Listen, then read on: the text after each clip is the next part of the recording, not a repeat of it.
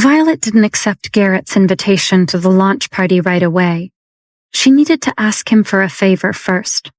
When Garrett offered Violet a ride back to the studio after lunch, she accepted. On the drive back, Violet told Garrett that she would attend the launch party with him, but she requested that Lionel not be invited to the event. But Lionel is not only the vice president of the Kingston group, but also the CEO of the Lawson group, Garrett reminded her.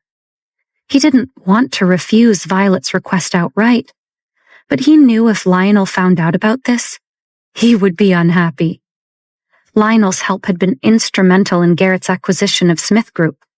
If Lionel weren't invited because of the woman he desired, it would not benefit their continued partnership. Not to mention, Lionel was already going to be irritated that Garrett was escorting Violet to the party. I know, but frankly, Lionel makes me uncomfortable, Garrett, especially now that Chloe's locked up in the sanatorium. He's always trying to come up with excuses to meet with me. It's creepy. I'd prefer to avoid social situations with Lionel right now, while he's essentially single, Violet told him. I get it, Violet, I do, Garrett said sympathetically. He was trying to seem concerned, but Garrett was having a harder time trying not to laugh at Violet's description of Lionel as creepy. Garrett had always doubted Lionel had another shot with Violet. Now, he was sure of it.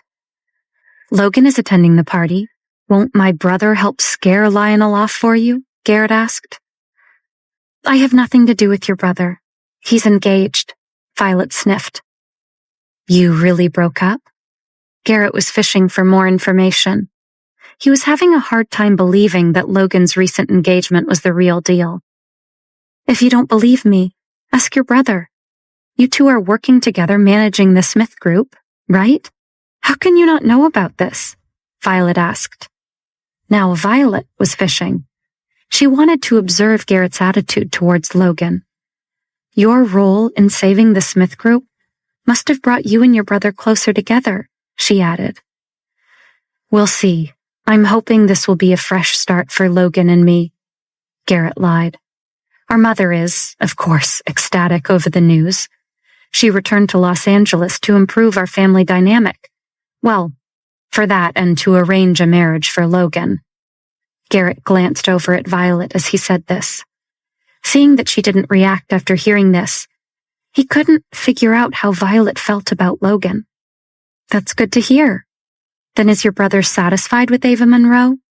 I thought he preferred Elizabeth. And your mother seems to favor my cousin, Violet replied. Those are Logan's personal feelings, and I dare not interfere. You should know better than most my brother's temper. Garrett sighed, as if disappointed that his brotherly bond with Logan wasn't stronger. Violet wasn't buying it.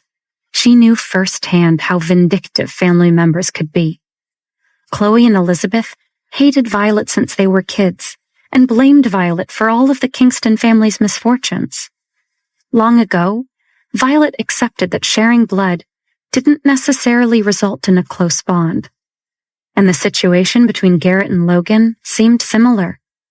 The only difference was that, according to Logan, nothing specific happened between the brothers. Logan said that after Garrett's father died, the brothers had drifted further apart and hadn't had much of a relationship. Then let's not talk about Logan anymore. Let's talk about Lionel. I think it's better if he doesn't come to the party. Violet deliberately was making things difficult for Garrett. She wanted to see how Garrett would reply to her. Even if Chloe went crazy, doesn't the Kingston family still have Elizabeth? Garrett asked Violet, fishing again. He wanted to know if Violet knew Elizabeth and Lionel were sleeping together.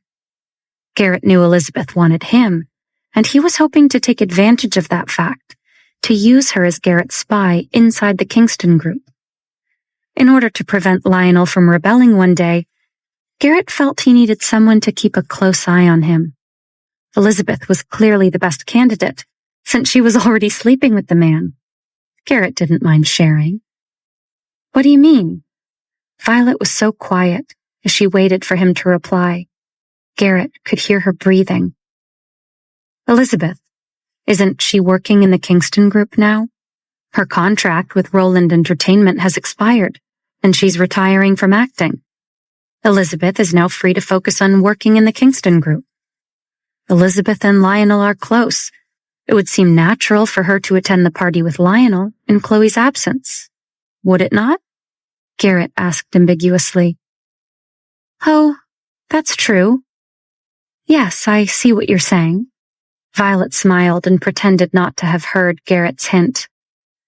Violet would have to tell Noah about this.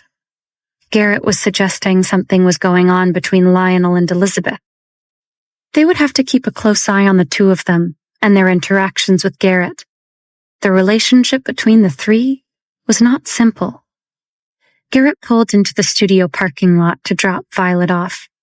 I hope you know that you can always come to me for help, Violet. It doesn't matter if it's a business or personal matter. I know Noah helps you out a lot, but there are limits to a lawyer's power. My reach extends much further than his. That's very kind, and I will keep that in mind. Violet thanked him, but was turned off by Garrett's obviously very high opinion of himself. His newfound position in the Los Angeles business world was already going to Garrett's head. As for the launch party, whether or not Lionel goes, I can only try to discourage him. He's an important strategic partner to Lori Group, and I don't want to jeopardize our business relationship. I hope you understand. Violet understood perfectly. If Violet told Logan that a man made her uncomfortable, they'd be immediately cast out of a party, if not all of Los Angeles. Garrett clearly had different morals than his brother. That afternoon, Violet was very busy at the Kingston group, since she'd been at the studio all morning. When it was time to get off work, Priya and Vivian came to ask Violet if she needed anything else. She thought about it, and then Violet smiled. Yes, I need to go shopping, and I want you both to come with me. I think we all need new outfits for the launch party, don't you? My treat. Violet took Priya and Vivian to Tom's shop. Neither woman had been there before, and they were excited at the vast array of designer wares on display. As soon as the saleswoman saw Violet come in, she immediately excused herself from the two women she was helping and approached Violet. The saleswoman offered them refreshments and asked them to take seats in the main fitting area before leaving to fetch Tom. The boss is drawing upstairs. I'll go tell him you're here. The beautiful young saleswoman smiled at Violet. Oh, there's no need to bother him. We can just look around by ourselves. Violet never liked to put on airs. She was just excited to be there and shop with her friends. Violet still didn't care much about money, but she found spending money on people she liked enjoyable. That won't do. My boss specifically told me that he could ignore others, but that if Miss Kingston ever comes in, I must notify him immediately. Tom wants to assist you personally. After saying that, the saleswoman went upstairs with a smile. Priya and Vivian grinned at Violet as she rolled her eyes, a bit embarrassed by the attention. None of them noticed the elegant young woman dressed in pearls and a sweater set, who was standing on the other side of the store, glaring at Violet. The saleswoman insisted, so Violet had no choice but to let her fetch Tom. Priya and Vivian grinned at Violet, teasing her that they didn't feel worthy to be shopping with someone so important. Violet was a bit embarrassed by the attention, honestly. She didn't think she would ever get used to the trappings of fortune and fame. On the other side of the store, an elegant young woman and her best friend also recognized Violet. Only unlike the saleswoman, they weren't impressed. When Violet first entered the store, the two friends hadn't recognized her. What caught their attention was that the woman who had just walked in was undeniably beautiful. She had long hair so dark it appeared black, and her hair fell in gentle waves around her slim, yet surprisingly curvy figure. The woman's skin was flawless and her lips full. Everything about the woman was breathtaking. The woman was the living embodiment of every man's fantasy, but her gentle eyes and soft smile gave her an air of innocence, making her seem like the girl next door. When she laughed with her two friends, she seemed like the friend every woman wanted to have. The woman was simply perfect. The saleswoman quickly excused herself when she saw the gorgeous woman enter. Only when the saleswoman walked over and greeted her did the two young women finally realize that the woman in front of them was the famous Violet. They had seen her picture online and in magazines, but it was different from seeing her in real life. Violet was even more beautiful in person than she was in her photographs. This was Logan's ex-lover? As Ava Monroe watched Violet, she found herself glaring at her. How was she ever supposed to compete with that? Her best friend Jenny tried to make Ava feel better. If you ask me, she looks too flirtatious, not the kind of woman you would bring home to your family, which was why Logan didn't. You are a more suitable bride for Logan than that, Ava. So what if she's gorgeous? Don't forget successful. Violet's now director of the Kingston group, not to mention a talented singer. Ava could feel her confidence slipping, especially after what Logan had told her at tea with their families. The Kingston group can't compare with the Monroe family, and right now, what Logan needs most is money, not some hot woman. At Ava's stricken look, Jenny quickly corrected herself. Not that you're not hot, Ava. You're very pretty. Logan is lucky to have found you. Logan didn't find me, Jenny. My father in his checkbook found Logan for me. Otherwise, Logan wouldn't be giving me the time of day. Ava glared in jealousy at Violet from across the store.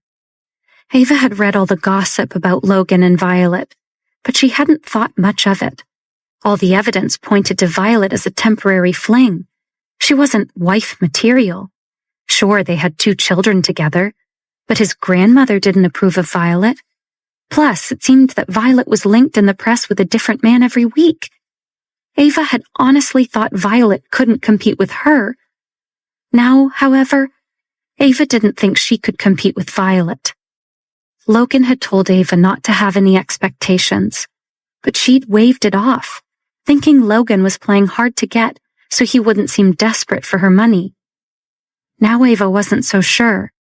Even the owner of the store apparently valued Violet. He'd rushed down to help Violet personally and asked his staff to pull all the latest clothing and accessories for Violet and her friends. When Tom heard that Violet was there, he'd thrown down what he'd been working on and hurried downstairs to greet her. Violet, I don't think we've seen each other since Logan's birthday party. How is my favorite client? Tom greeted Violet with a kiss on each cheek before turning to Priya and Vivian. And I see you've brought your lovely friends to shop with us too. Tom smiled as Violet introduced them. Tom urged the women to sit on the sofas with him and have a glass of champagne.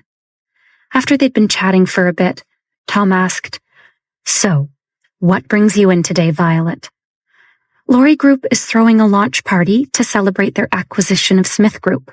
We all need new outfits for the occasion. Violet tried to say this casually, but her words got an instant reaction from Tom. Garrett, that snake, Tom hissed. Only that man would throw a party to dance on his own brother's grave. Violet knew Tom was not a fan of Garrett's, and she didn't blame him.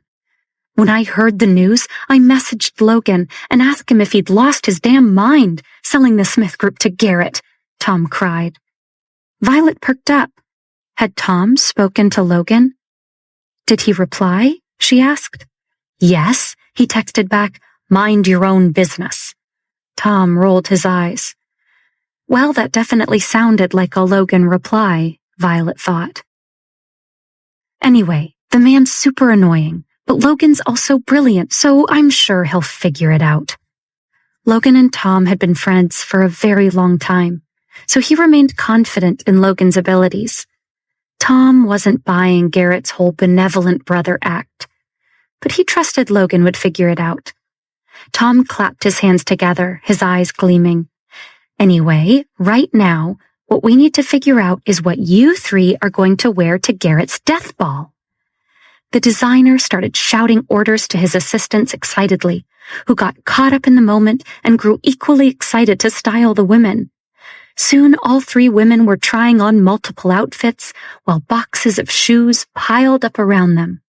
Another bottle of champagne was uncorked, and in a combo only Tom could pull off, he had one assistant run out for McDonald's when they all grew hungry. Nobody even noticed when Ava Monroe and her friend left. Amidst all the laughter, couture, and French fries, Violet felt a little apprehensive. While Priya and Vivian were trying on yet another outfit, she pulled Tom aside and asked him quietly, "You've heard about Logan and me, right? That, things are different now? You know, between us?" Tom looked at her kindly. "I don't know what you mean, Violet. Nothing seems different to me." Violet blushed. What did Tom mean by that? Was he going to make her say it? "You know, we were together and now, well, we aren't. We haven't talked or seen each other in a long time," Violet stammered awkwardly. Tom smiled softly. "I know, but that doesn't mean anything is different. I'm not sure why Logan's doing what he's doing right now, but I've known him a long time, Violet. I've never seen Logan happier than since you came into his life. A man just doesn't walk away from that kind of happiness. It's too special and too rare." "But Logan did walk away from me, Tom. I haven't seen him in weeks." Violet felt the burn of tears behind her eyes. Tom touched Violet's cheek affectionately. "All the more reason that I need to play fairy godmother and make sure you look stunning when you see him tomorrow night," he told her. "Logan is stubborn, Violet. Just be stubborn, too."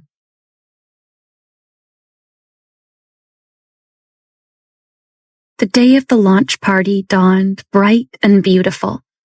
It was winter in Los Angeles, but the sun was shining and the temperatures were cool, but not cold. Violet and her friends had left Tom's shop late the night before. Tom relished playing fairy godmother to Violet's Cinderella, and the dress he chose for Violet to wear to the party was indeed fit for a princess. Agnes was in her study at the Alexander Mansion when she heard a knock on the door.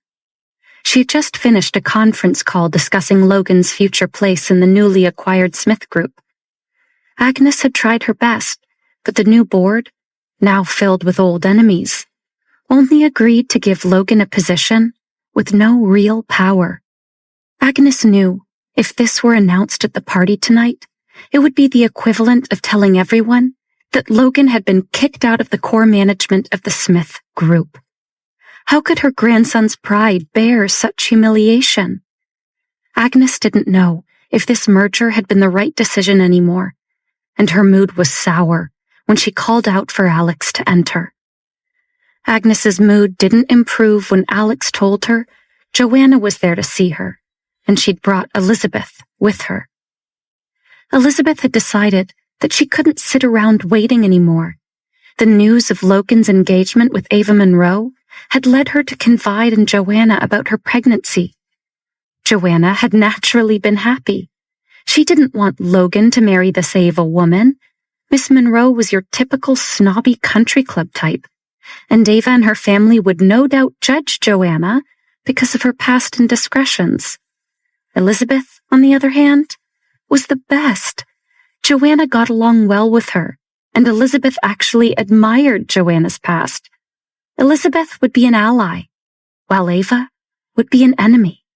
So naturally, Joanna wanted Elizabeth to marry Logan.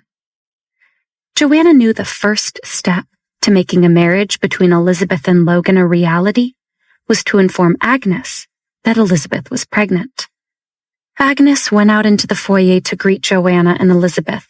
She looked at them without batting an eyelash, wondering what they were doing here. "Agnes, I hope we haven't come at a bad time. We aren't interrupting anything, are we?" Joanna asked with a smile. Why are you here? Is there something you need? Agnes replied coldly. She really wasn't in the mood for these two today. Elizabeth has something she needs to tell you. Privately. Perhaps we should go into your study to discuss it? Joanna suggested, while Elizabeth just stood demurely beside her, smiling sweetly at Agnes. When they heard voices, the three of them looked up and saw Logan coming down the stairs with Adam and Amy.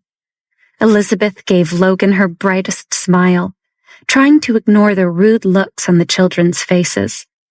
When Adam and Amy spotted her, they scowled and immediately moved to Logan's side and tightly hugged their father's thighs. The way they looked at Elizabeth was alert and distant. Logan, how can you let the children behave like this? They are being rude.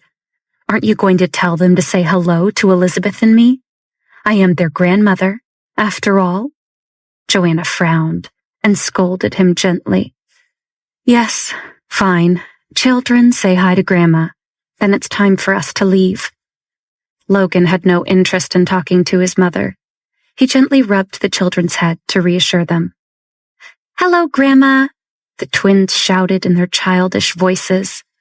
Only when they greeted her, Joanna remembered that being called Grandma made her feel old, and the joy of winning was somewhat diluted.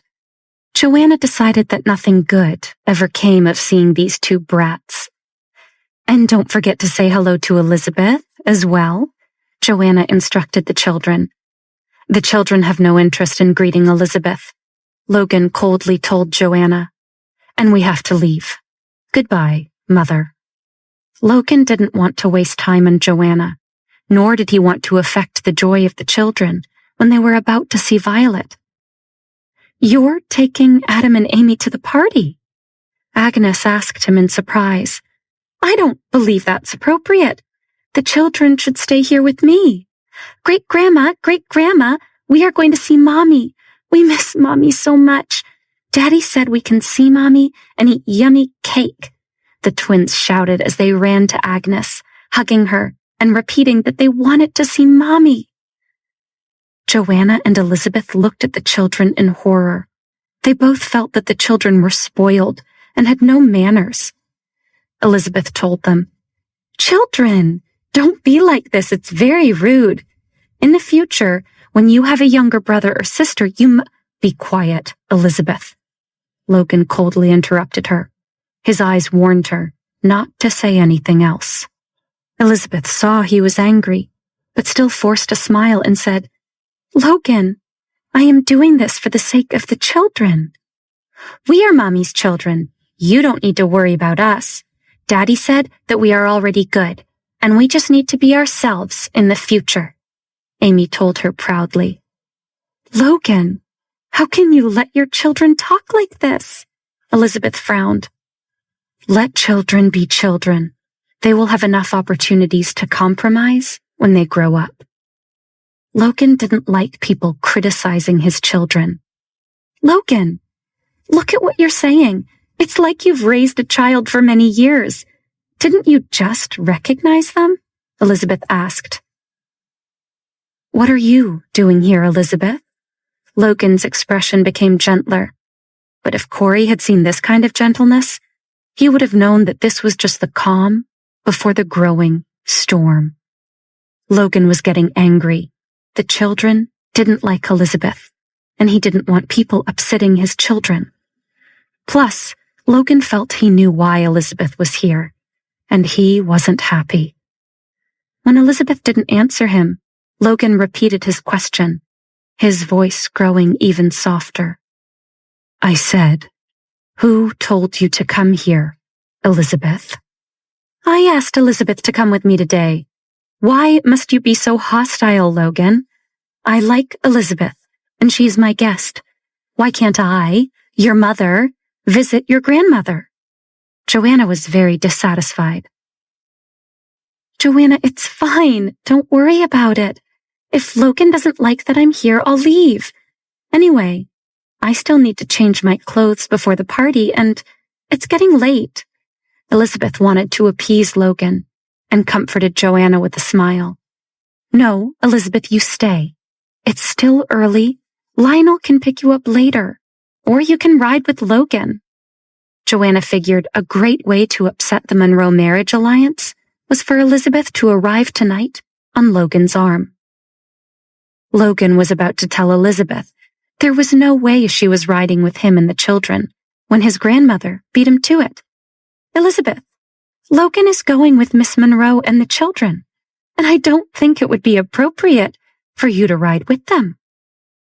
Elizabeth and Joanna exchanged a look, but didn't argue with Agnes. They were both already imagining the chaos the children would create with Miss Monroe in the car. That alone might be reason enough for Ava to call off the wedding. Turning to Adam and Amy, Agnes told the children, "Now, if my darlings want to go, you must listen to your father. Be obedient and don't cause any trouble, okay?" The two children nodded and looked up at Logan. He took their hands and started to lead them outside, where Mike was waiting with the car. As Logan passed Elizabeth, he looked over the children's heads and gave her a long, dark look. Logan knew why Elizabeth had come here today. She was going to tell Agnes. If she wanted to say it, then let her say it. His grandmother could handle the likes of Elizabeth. If Elizabeth wanted to dig herself a bigger hole to crawl out of, Logan was happy to let her.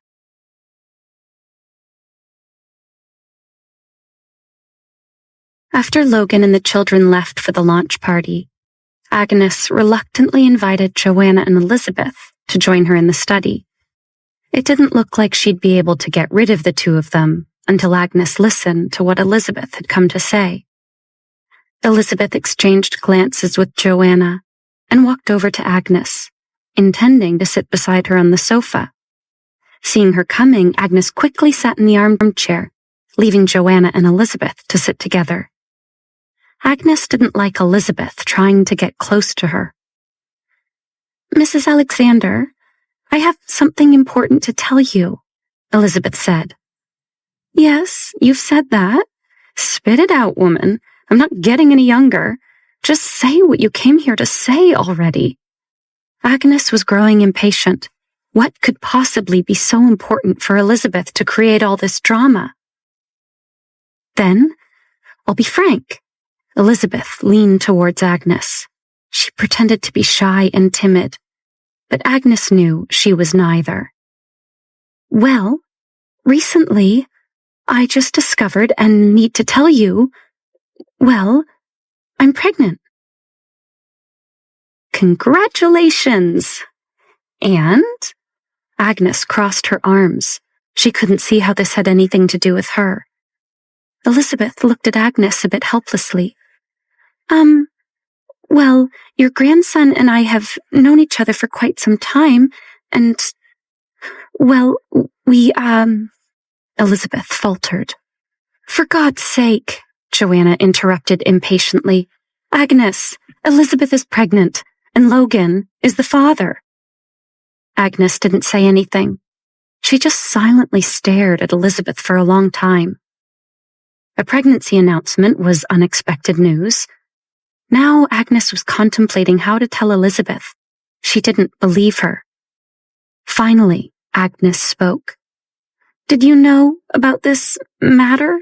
she asked Joanna. "Of course not. I just knew Elizabeth had news for you, Agnes.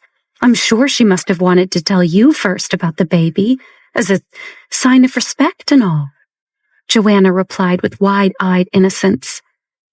Great. They're both lying, Agnes thought. She didn't believe Joanna either. Turning back to Elizabeth, Agnes asked, "And how do you think such a thing happened at this time, Miss Kingston?" Elizabeth and Joanna exchanged somewhat panicked looks. Did they really have to explain how this happened to Agnes? Seeing their faces, Agnes let out a long, suffering sigh before saying, "Of course I know how it happened. I just meant I find the timing very convenient. given Logan's recent engagement to Miss Monroe? Well, we, rekindled our relationship before he became engaged to Ava, Elizabeth explained. Agnes raised her eyebrows at Elizabeth. Then, as I understand it, you and my grandson were seeing each other behind Violet's back. Or should I say, cheating with each other behind Violet's back? After all, Violet and Logan only broke up a few weeks ago. Elizabeth stammered. That is, yes? This wasn't going as Elizabeth had planned. Okay, so let me make sure I have this straight. You, Miss Kingston, are admitting that you are a cheater and are accusing my grandson of being a cheater as well, Agnes asked Elizabeth sternly. Joanna jumped in to try to appease her. You know how young love is, Agnes. Sometimes two people just can't help themselves, she shrugged. Oh, Joanna, I know too well that sometimes two people can't help themselves, and so did my son Christopher, Agnes hissed. Joanna had no reply to that. This wasn't going as Joanna had planned. Well, forgive me, Miss Kingston, but now it's my turn to be frank, Agnes stated. I don't believe you. When the other women started to protest, Agnes held up her hand to silence them. No, I'm speaking now. It's well known that I'm not a fan of Violet's.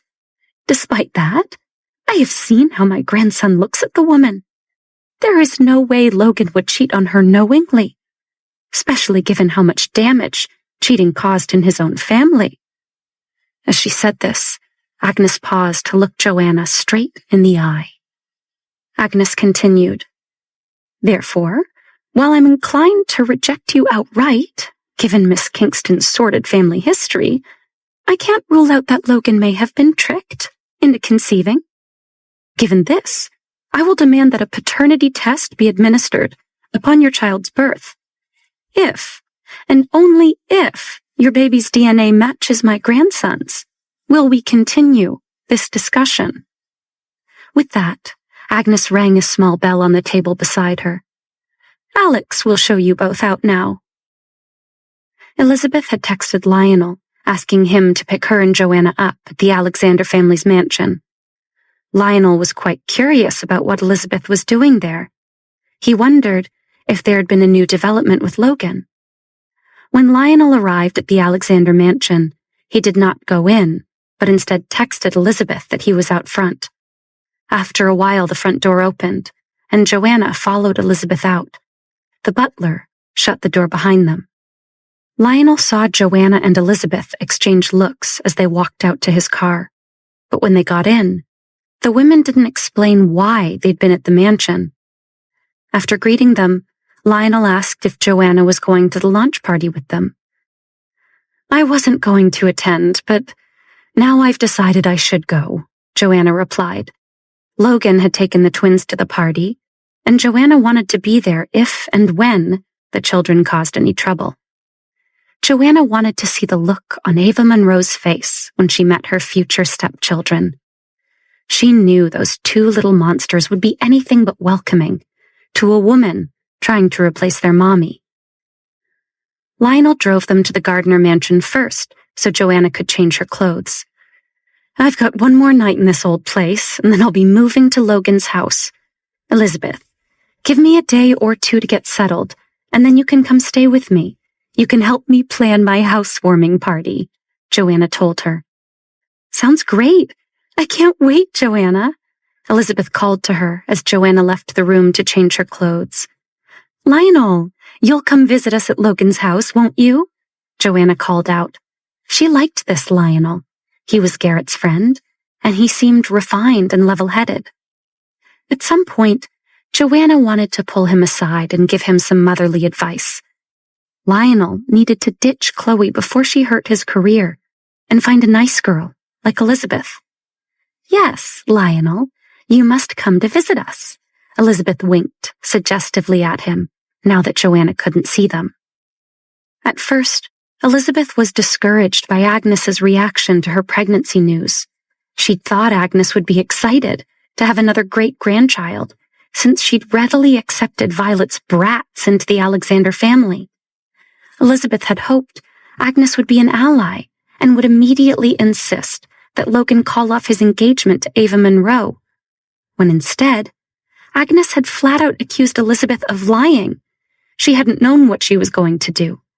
She couldn't ask Joanna for help because she thought the baby really was Logan's. Joanna had been insulted on Elizabeth's behalf, but didn't know the extent of the issue. But now, Elizabeth had decided she wouldn't let what happened with Agnes get her down. So what if the old hag didn't believe her? And wanted a paternity test? Elizabeth was sure Grandpa Rutherford could help her find someone to forge the test results. The fake will hadn't worked out so well for the Kingstons, but now their family had experience with passing off forgeries. A paternity test should be a piece of cake. So next, Elizabeth needed to tell the baby's father that she was pregnant. With Joanna out of the room, Elizabeth wrapped her arms around Lionel's neck and smiled at him. Returning her smile, Lionel wrapped his arms around Elizabeth's waist before saying, "So, are you going to tell me why you were at that Alexander mansion, Elizabeth? Or do I have to guess?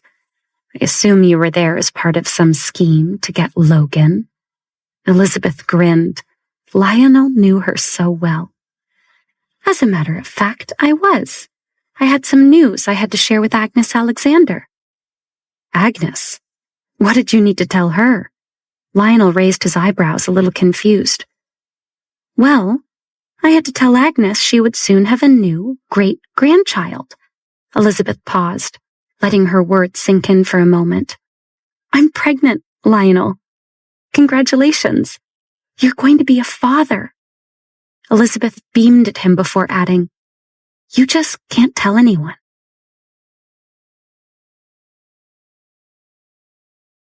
Lionel was shocked. Elizabeth was secretly having his baby. Sure, they had planned to get Elizabeth pregnant and pass it off as Logan's, but now that it was actually happening, Lionel was going to need a minute. He wanted to ask Elizabeth more questions about the baby, and Lionel was curious to know how Agnes had reacted to the news. But at that moment, Joanna reappeared, silencing their conversation. She had changed into a scarlet-red cocktail dress, which, while flattering, seemed a little too on the nose to Lionel. "Oh, Joanna, you look fabulous," Elizabeth praised as the older woman took a quick spin. "Now, we need to get going. We still need to stop by Tom's shop so I can pick up my dress, and it's getting late." Joanna and Lionel waited in Tom's shop while Elizabeth changed into her new dress. Elizabeth requested Tom's help styling her, but the saleswoman said that the designer was upstairs drawing and couldn't be disturbed. Laurie Group's launch party started in the early evening. Garrett had booked a historic hotel in Beverly Hills for the event, and no expense had been spared. In the afternoon, the press began arriving to stake their place on the red carpet. Below the long flight of stairs leading up to the hotel's entrance was swarms of reporters, photographers, and television crews.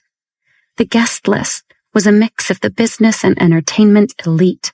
Guests had dressed to impress, and the photographs of the event were already showing up online. Security guards, noticeable by their earpieces, dark suits, and sunglasses, walked the hotel perimeter, turning away those who could only wish to have been invited to such an event. Garrett had been waiting a long time to defeat his brother, and his victory celebration was extravagant, bordering on ostentatious. Everything was the largest, best, and most expensive, from the food and drink to the entertainment and guest list. This event was not only about Garrett's launch of the new Smith Group, but his ascent to the top of the Los Angeles business world. As the crowd outside watched the party guests arrive, they speculated amongst themselves about this latest twist in the Battle of the Brothers. How was Logan handling his defeat at the hands of his brother? Was he going to marry Ava Monroe because he needed the money? Would Garrett be humble or triumphant in his victory? Was he really going to share power with his big brother? And of course, the central question on the crowd's mind: where did Violet fit into this latest scenario? Had she finally chosen which brother she preferred? Violet herself would have been appalled and a bit embarrassed if she knew she was the subject of such gossip. Luckily, she had too much on her mind to worry about the idle talk of strangers.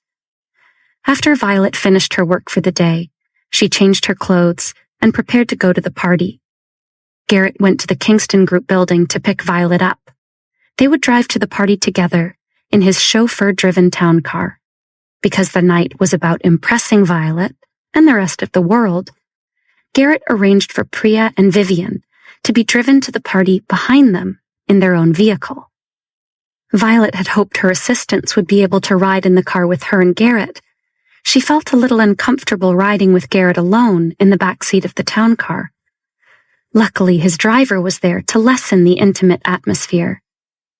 There was a bit of awkward silence between them before Garrett said, "I invited Noah. I don't know if he accepted my invitation or not." Violet was happy about a safe topic of conversation. "He told me he is coming with Haley. Noah said he has been doing legal work for Lori Group." "Yes, I offered him some contract work when I saw the problems looming in Smith Group. I know Noah does a lot of work for Logan, and I didn't want him to have to scramble to replace Logan's business. Our Lori Group has a bright future ahead of us, so Noah should find himself with plenty to do." Garrett smiled magnanimously. He'd hired Noah because he thought Violet would appreciate him helping out her friend. "Oh, that's nice," Violet said politely. Inside, she felt a bit insulted for her friend. She knew Noah was nowhere near desperate for business with or without Logan. The man already had more clients knocking on his door than he could handle. Violet felt that Garrett had become quite arrogant since purchasing the Smith Group. Violet's feelings towards Garrett were complicated. While Logan didn't like his brother, Garrett had always been kind to Violet, so she had defaulted to giving Garrett the benefit of the doubt. He'd offered her the opportunity to work with Jay, and she'd not forgotten that Garrett had been the one to save her when she'd been attacked while visiting George at the hospital. The thought of how close Violet had come to being seriously hurt, or worse, that day made her shiver at the memory. "Are you cold, Violet? I can have my driver turn up the heat," Garrett asked, looking concerned. "Oh, no, I'm fine, Garrett. Sorry. I just remembered the time you helped me in the hospital. I was there visiting an old friend when a man attacked me." "Do you remember?" Violet asked. Garrett looked surprised she was thinking about the incident. "I had forgotten. Nasty business that was. I'm just glad I was there to play knight in shining armor. I would hate for something to happen to you, Violet. You have become quite special to me." Garrett looked directly at her as he said this, his voice low and ambiguous. Violet didn't know how to respond, so she quickly changed the subject. "You know, this reminds me that I haven't checked in on my friend in a few days. The doctors thought he might be able to be released from the hospital this week. Excuse me, I just need to make a quick call." Violet pulled out her phone to call Mike. When Mike picked up, he sounded like he was in the car on his headset. Violet asked him about George. "The doctor said he could be discharged from the hospital at the end of the week, as long as he has someone at home to assist him. He'll also need to go in for weekly checkups for the time being. I know you've set aside a suite of rooms for him in the Kingston mansion. When he is released, I'll arrange for transport, and I can ask if his current nurse would like to accompany him." Mike answered Violet while closely monitoring the movements in the back seat of the car. He knew the boss was definitely listening to their conversation. "Thank you. That would be very helpful. I want to make things as easy and comfortable for him as possible. I don't want him to have to worry about anything." Violet smiled slightly, and her tone was gentle as she spoke about this friend. Garrett had never seen Violet smile like this before, so he couldn't help but feel jealous. "Who are you talking about?" Garrett asked. Mike heard the male voice in the background of his conversation with Violet. Suddenly nervous, he hesitated for a moment as he glanced back at his boss through the rearview mirror. Seeing the boss looking back at him, Mike quickly returned his gaze to the road. Okay, yes, right, I'm driving now, so I'll call you tomorrow to discuss it. Okay, goodbye. Mike looked straight ahead as he disconnected the call. He could feel himself starting to sweat a bit. He heard Logan's deceptively calm voice behind him. What aren't you telling me, Mike? The only blemish to the image in front of Logan was Garrett, attentively standing by Violet's side. He didn't believe it was another man making Violet glow like that. So many men chased her. So many men wanted her. But Violet was his. She'd always been his. And even after losing everything, Logan knew there was only one thing he wanted. Her. His shiny Bentley pulled up to the curb. As soon as Logan exited the vehicle, all the cameras aimed at Garrett and Violet swung around to shoot Logan. At the movement, Garrett and Violet turned in his direction to see what had caught the crowd's attention. Then finally, after what had felt like forever, Logan and Violet looked into each other's eyes. And then neither could look away. When Logan stepped onto the red carpet, the crowd shifted its attention away from Violet and Garrett. Violet turned her head to see what everyone was looking at, and suddenly found herself staring into Logan's eyes. Now neither could seem to look away. Garrett looked over at his brother with hatred. While logically he knew that with the crush of traffic, Logan couldn't have planned to arrive at the party at the same time as Garrett and Violet. Still felt like his brother's timing was a personal attack meant to undermine him. The cameras flashed in a blinding display as the press turned their lenses to shoot Logan, and on the other side of the red carpet, Garrett was forgotten. Even though the Smith Group no longer belonged to him, Logan stood there as if he owned all of Los Angeles. There wasn't even a trace of humiliation on his face after his defeat. Logan was still as cold and arrogant as ever. Garrett couldn't stand it anymore and wanted to tear off his brother's icy mask. Logan was stealing Garrett's spotlight. Tonight was supposed to be his night. With the acquisition of Smith Group, Lori Group had become the most prominent and influential company in Los Angeles. As Lori Group's CEO, Garrett's star should now shine the brightest. Logan had lost his company and his job. It was a humiliating defeat. Yet despite this, as soon as his big brother had appeared, all eyes had turned to Logan, including Violet's. Even from this distance, Garrett could see the sparks flying between Logan and Violet as they locked eyes. The crowd also felt their energy, and everyone was wondering about this confusing love triangle. Violet had come with Garrett, but now Violet and Logan seemed to only have eyes for each other. Most people had assumed that whoever escorted Violet to the launch party would be the brother that had won Violet's heart. Now nobody knew what to think. Logan and Garrett each had their own supporters, and there were heated discussions about these developments online and in real life. As the public debated the pros and cons of each brother, it was a level of attention that even the biggest stars in the entertainment industry would envy. The only other discussion getting equal attention? Where was Ava Monroe? After Logan stepped out of his car, the crowd expected him to turn and help Miss Monroe out. The crowd was waiting to compare Ava to Violet. They wanted to determine where Ava fit into Violet's love triangle with the brothers. But to everyone's surprise, the only other passengers in Logan's car were his 2 children. What had happened to Ava? Everyone was shocked by this development. After helping Adam and Amy out of the car, Logan straightened and coldly faced the cameras. He still looked as arrogant and stern as ever. He'd lost sight of Violet. Another car had temporarily blocked his view of her. Only when the vehicle pulled away could Logan see Violet again. And Adam and Amy now saw her too. None of them noticed that the car pulling away had just dropped off Ava Monroe. "Daddy, look! It's Mommy! Mommy is here!" The twins called out in unison.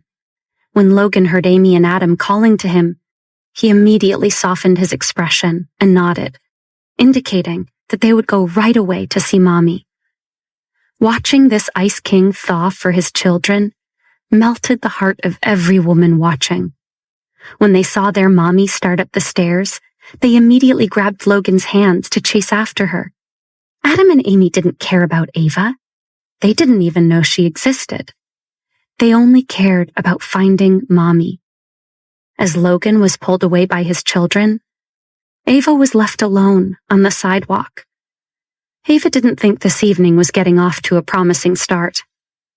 Garrett had turned to take Violet's arm so he could help her up the stairs. Violet did not like to show off, and the attention she was getting because of Logan and Garrett felt overwhelming. It was already challenging for her to come today, and she didn't relish the idea of taking photos with Garrett on the red carpet and talking to reporters. Violet didn't care about the trappings of fame. She smiled and turned to face the hotel entrance, hoping to make it inside as quickly as possible. It was then that she felt two warm bodies crash into her. She instinctively reached out to steady herself. When she saw it was Adam and Amy, Violet quickly bent down and hugged them in surprise. She would never have thought that Logan would bring them here. A shadow fell across her and the children, and Violet felt Logan before she looked up and saw him. At Logan's sudden nearness, Violet was temporarily at a loss for words, simply saying, "You're here." "I'm here," Logan replied. Violet straightened as she took him in. It had been a long time since they'd last saw each other. Violet thought it was impossible, but Logan looked even more handsome than she remembered, an impression made all the more potent by the tuxedo he wore, as comfortably as another man would wear a t-shirt and jeans. Even in his defeat, he exuded power. If there was anything different about him, it would be that his expression seemed even colder. It was as if the last few weeks' events had hardened him even further. Only Logan's eyes betrayed any hint of emotion, and Violet felt her stomach flip at what she seemed to see in them. "You look good when you stare at me like that." Logan's voice sounded even deeper than Violet remembered. When he heard Violet's breath catch at his words, Logan's eyes darkened, and he could not suppress a wicked grin. The blush on her face and that look of innocent desire would make any man's body heat up. Fortunately, Logan was the only man who got to see this side of Violet. Logan lowered his voice to ensure only Violet could hear him. "I hope you never look at another man the way you're looking at me right now, or the punishment will be severe." Violet slightly opened her lips and didn't know how to respond to Logan. She suddenly felt incredibly warm, although they were still outside, and the winter night was chilly. Violet felt her whole body soften at his words. The chemistry between them was electric, and Violet and Logan continued staring at one another as if they were the only two people there. The sound of pressed shutters accompanied the camera flashes, and the atmosphere became even hotter. No one watching could take their eyes off the two of them. Garrett loudly cleared his throat, saying, Logan, Miss Monroe is behind you?" Logan did not appreciate Garrett's reminder. "Mind your own business," Logan told Garrett coldly, still looking at Violet. "I'm speaking to you as a brother concerned that you act in your own best interest. Although I feel that Lori Group's acquisition is enough for the Smith Group to overcome its current crisis, the family has already determined marriage to be the best way for you to recover. Big brother, you should show Miss Monroe the most basic respect." Finally breaking eye contact with Violet, Logan turned and glared at Garrett. "Perhaps you didn't hear me the first time, brother. I said, mind your own business. Miss Monroe already knows my feelings about our engagement, and I don't have to explain myself to you or her." Logan seethed inside. He had told Ava not to come tonight. He had told her they would never marry. Maybe after tonight, the woman would finally believe him. Logan glared at Garrett. He didn't need his brother's assistance with Ava Monroe. He had told Ava not to have any expectations of marriage. Logan had been upfront with her from the beginning that he was just appeasing his grandmother by exploring the idea. But Ava hadn't believed him. Instead, she'd been the first to leak news of the engagement to the press. Logan didn't understand why some women didn't have more self-respect. First Elizabeth, now Ava. Why wouldn't these women take no for an answer? Ava had insisted on coming to tonight's launch party, even though Logan told her she shouldn't. Since Ava had chosen to ignore him, she was on her own tonight, as far as Logan was concerned. The only woman he cared about was Violet. "Logan, you're being rude. You should show your fiancé some respect," Garrett scolded him. Around them, the photographers and camera crews recorded the scene. The first shots of Logan with Violet and Ava were big news, and Logan knew everyone was watching them with great interest as they snapped picture after picture. Sensitive to the cameras, Ava walked to Logan's side and linked her arm with his. Completely ignoring Violet and the children, Ava attempted to save face. "Logan, let's go in. The event has already started." Ava was dressed in a blue dress with a pearl choker, her blonde hair swept up in a bun. She looked elegant, but next to Violet, she seemed to fade into the background. She had come today to step on Violet and assume her place by Logan's side. She knew Logan was hesitant about their relationship, but she figured he just needed time. Ava hadn't expected Logan to send a separate car to transport her, and she didn't think he would outright ignore her. After all, their engagement was public knowledge. Everyone knew about the marriage between her and Logan.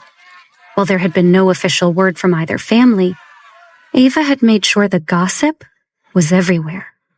Tonight would be the first time she and Logan would attend the same event, and everyone would want to see how they interacted. The fact that Ava had to chase Logan down the red carpet to keep up with him and the children was not a promising start to the evening.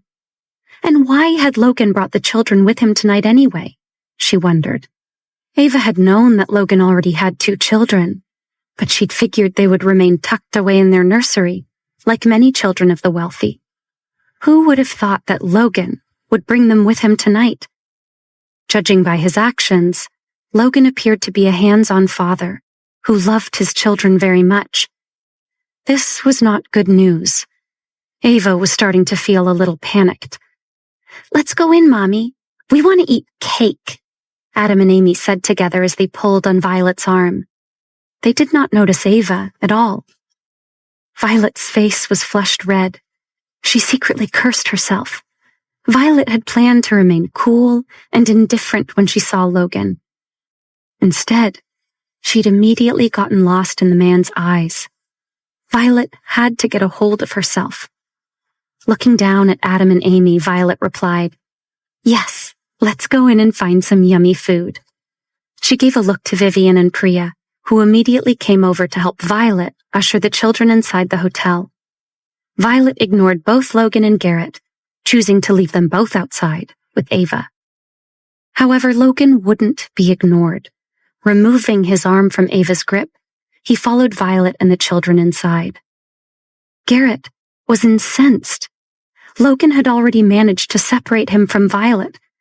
However, mindful of the cameras, Garrett turned to Ava and gave her his most charming smile.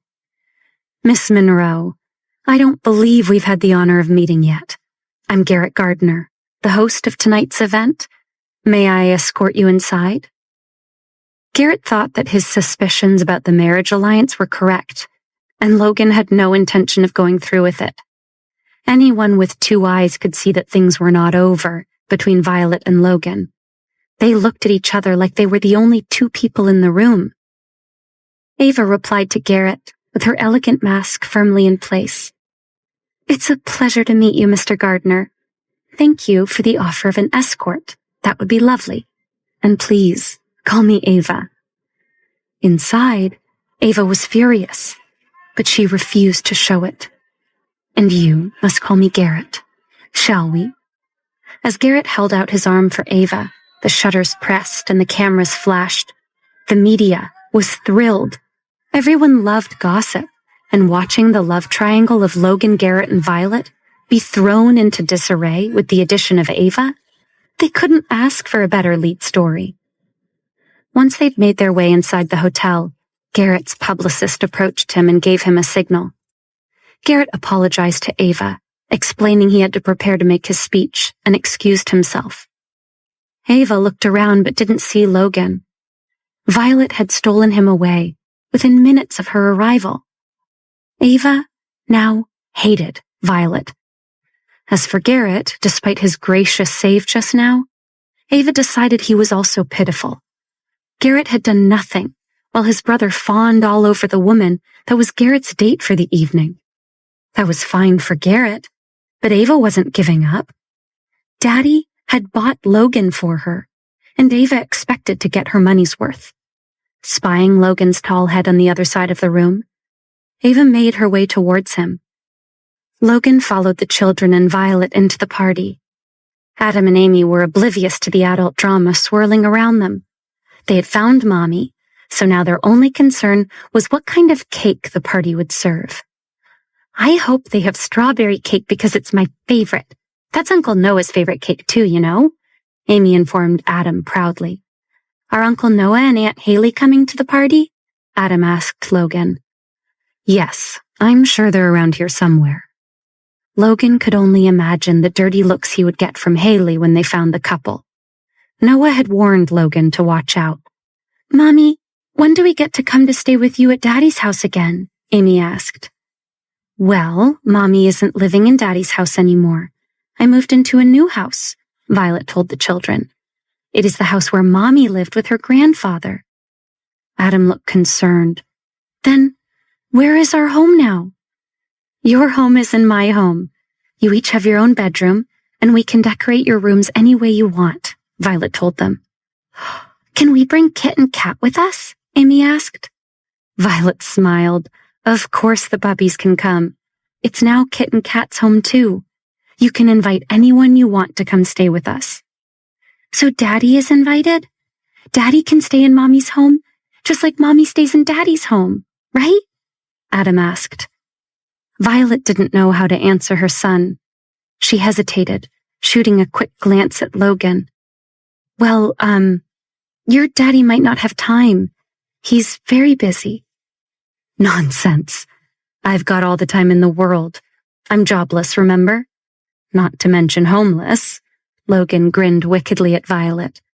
I'd love to stay at Mommy's house. Violet was dumbfounded by Logan's eagerness to stay in the Kingston mansion with her and the children. Logan hadn't come home to see Violet when she still lived in his home. The 2 of them hadn't spoken in weeks. The man was giving her whiplash. Daddy, why don't you have a house anymore? Did something bad happen? Amy's voice trembled. The little hand that was holding Logan's also turned cold. No, sweetheart. Everything is fine. Logan gave her hand a reassuring squeeze. It's just that Mommy owns the Kingston house, so she would have to say it's okay for me to come stay there. I can't live there if she doesn't let me. Mommy, you'll let Daddy live with us, won't you? Amy asked while Adam looked worried. Violet looked at her children, then looked up at Logan. Violet whispered low enough so only he could hear. You're the one who left. What's changed? What's different now? Nothing, and everything. Logan pointedly looked at Violet before looking away. He scanned the room around them. Violet followed Logan's eyes and realized what he was telling her. Not here. We're being watched. She could tell the two of them were not so secretly being observed. So, can Daddy live with us in the new house, Mommy? Adam asked again, since Violet hadn't yet answered. Of course, but we'll have to talk to your great-grandmother about it. The children were immediately happy and chatted excitedly about the new house. Logan watched the three of them as they talked and laughed. He had missed seeing Violet with the children. He was quite satisfied with Violet's invitation. Garrett saw Logan and Violet chatting and laughing with the children and immediately wanted to interrupt his brother's fun. But as Garrett started walking towards them, he saw out of the corner of his eye that Anna had arrived and was making a beeline straight for him. And she didn't look happy. Knowing why, Garrett quickly changed directions. He'd worry about Violet later. Looking around the room again, Violet spotted Anna as well. Oh, look, Anna is here. Violet's last interaction with Anna had been rather awkward, so she was hoping things would be better today. Violet raised herself up on her toes to try to wave Anna over, but at that moment, a cozy-looking couple blocked Violet's view. The two were walking arm in arm, their heads close together, and they were whispering into each other's ears and laughing. It was Elizabeth and Lionel. Very quickly, Violet turned her head away and took the children's hands. Adam, Amy, let's go find something yummy to eat. As Violet pulled the children towards the buffet table, she knew the thought of running into Elizabeth and Lionel had been enough to make her lose her appetite. Logan started to follow them when Ava, who had been stalking him from nearby, took the opportunity to cut him off from Violet and the children by blocking his path. Ava smiled sweetly at Logan. When she saw him try to take a step to the side to go around her, she followed, mirroring his movements. Logan, I see some business associates of my father are here. Why don't you come to meet me with them? They could be good contacts for you. Daddy, are you coming to eat? Amy asked. The twins had noticed their daddy wasn't following them and had turned to see why. Violet had no choice but to stop as well. Violet was uncomfortable, so she didn't say anything and didn't look at Logan. Ava, however, had no trouble speaking to Violet. Let me introduce myself. I'm Ava Monroe. I just arrived in Los Angeles. I know that you must be Violet. You are indeed as beautiful as the rumors say. Ava smiled sweetly, but Violet knew she was faking. Ava was clearly here to stake her claim on Logan. Violet gave her a small smile as a form of basic courtesy. However, she knew Ava didn't like her. No. Wait. She was Logan's former mistress. Dislike was probably too mild of a description. Ava probably hated Violet. According to what she knew, there were a lot of rumors about Violet floating around Los Angeles, and not all of them were flattering. Violet felt awkward. She hadn't come here today to be humiliated. Adam and Amy, on the other hand, sized up Ava curiously. They had never met this friend of Daddy's before. The woman didn't seem to be Mommy's friend, so the twins decided they didn't like this lady. On the surface, Violet remained serene, but Logan saw right through her. Logan could tell Violet was uncomfortable, and he wouldn't allow Ava to make her feel that way. Logan wanted to talk to Violet, but he needed to get her away from Ava first. Logan, we meet again. Your brother really knows how to throw a party, doesn't he? A woman's voice said. Great, Logan thought. As if Ava wasn't bad enough, now Elizabeth had joined them. And she'd brought Lionel. Go on ahead, Violet. The children are hungry. I'll join you three shortly, Logan told her, not even bothering to answer Elizabeth. As Logan greeted the two, he ignored Elizabeth's flirty gaze. Ava was still lurking next to him, so Logan had no choice but to introduce the three of them. Lionel saw the protective way Logan watched Violet and the children walk away. The information Garrett gave Lionel was wrong. He'd said Violet and Logan's relationship was through. What was Garrett hoping to gain by giving Lionel false information? Not only did this threaten Lionel's own personal plans for Violet, but he was the Kingston Group's vice president. As the company's director, it wouldn't look good if Violet ignored him in public. After introductions were made, Ava and Elizabeth realized they shared mutual friends. Elizabeth was pretending to be friendly, but she had come over because she wanted to observe the dynamic between Ava and Logan. She needn't have worried. As far as Elizabeth could tell, there was absolutely no dynamic whatsoever between the two of them. Logan barely acknowledged the woman. Happy with this observation, Elizabeth happily chatted with Ava, who was new to Los Angeles, about all the best shops and restaurants. Violet was relieved when Logan suggested they leave. She didn't argue, instead hurrying with the children across the room. Without Logan by her side, many people came up to greet Violet, almost all of them men. After all, Violet was a single woman, and the new director of Kingston Group. She was beautiful and successful. What man wouldn't want to come over and introduce himself? Violet found the crush of attention overwhelming.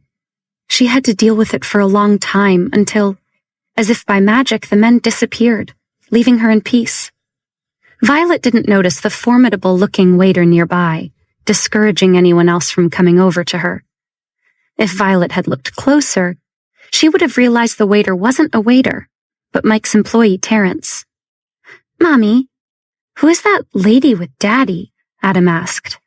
"Yes, why did Daddy not come to eat with us but stay to talk to her and Elizabeth instead?" "Doesn't he want us anymore?" Amy pouted. Their tender words felt like cold water dumped over Violet's head. She knew it wasn't the children Logan didn't want anymore. It was Violet. What was Violet doing? Logan hadn't spoken to her in weeks. Violet shouldn't be staring into his eyes and inviting him to stay with her in the Kingston mansion. The man was engaged to one woman and expecting a baby with another. Violet couldn't let herself fall into the trap of wishful thinking. She needed to remember their relationship was over, even though Logan's eyes were telling her something else.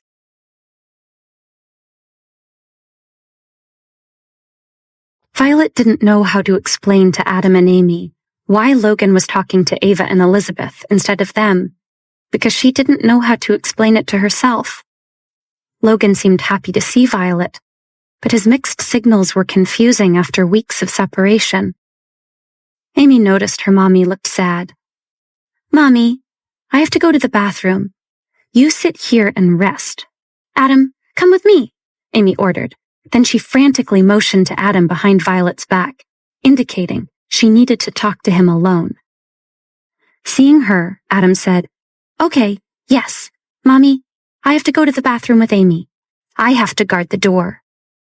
Violet was a little distracted and nodded yes to the two of them unconsciously. The children then quickly scurried off. After a few minutes, Violet shook herself. Wait, what? Why did Adam need to guard the bathroom door for his sister? That sounded suspicious. She stood up and looked around, then walked towards the back of the ballroom. Violet had no illusions. Her children attracted trouble. If someone said something they didn't like, the twins might do something even more shocking than returning to Los Angeles to look for their father. Violet exited the ballroom. Looking around the hotel lobby, she saw a sign off to the right indicating the restrooms were that way. The party was now in full swing, and Violet slowly made her way through the crowd before heading down the hallway to where she thought the bathrooms were. Not seeing any additional signage, Violet took a guess and went through the double doors at the end of the hall. This part of the building was much quieter. The property had once been the private home of a railroad baron before it was sold and converted into a luxury hotel. Violet could see a number of smaller rooms that looked like they could have been the mansion's parlor or library at one time. Deciding she had taken a wrong turn, Violet turned around to head back. She was about to turn the corner when she heard voices. A man and a woman were in the corridor. and Violet heard whispering. Not wanting to interrupt a private moment, Violet looked around for another exit. The female voice grew louder. "It was you, wasn't it? You're the one who sabotaged the Smith group." Violet was shocked. Wasn't that Anna's voice? Who was Anna talking to? "I don't know what you're talking about, Anna. Stop acting so suspicious." A man's low and lazy voice responded. It was Garrett. Violet felt the hairs on the back of her neck stand up. Anna was talking about the Smith group. The two of them obviously came back here because they wanted privacy. But everyone knew about Smith Group's recent troubles, so why the need for secrecy? "You wanted the company for yourself, and you were willing to do anything to get it, including using me," Anna hissed. "What are you implying?" Compared to Anna's trembling voice, Garrett's voice sounded almost bored.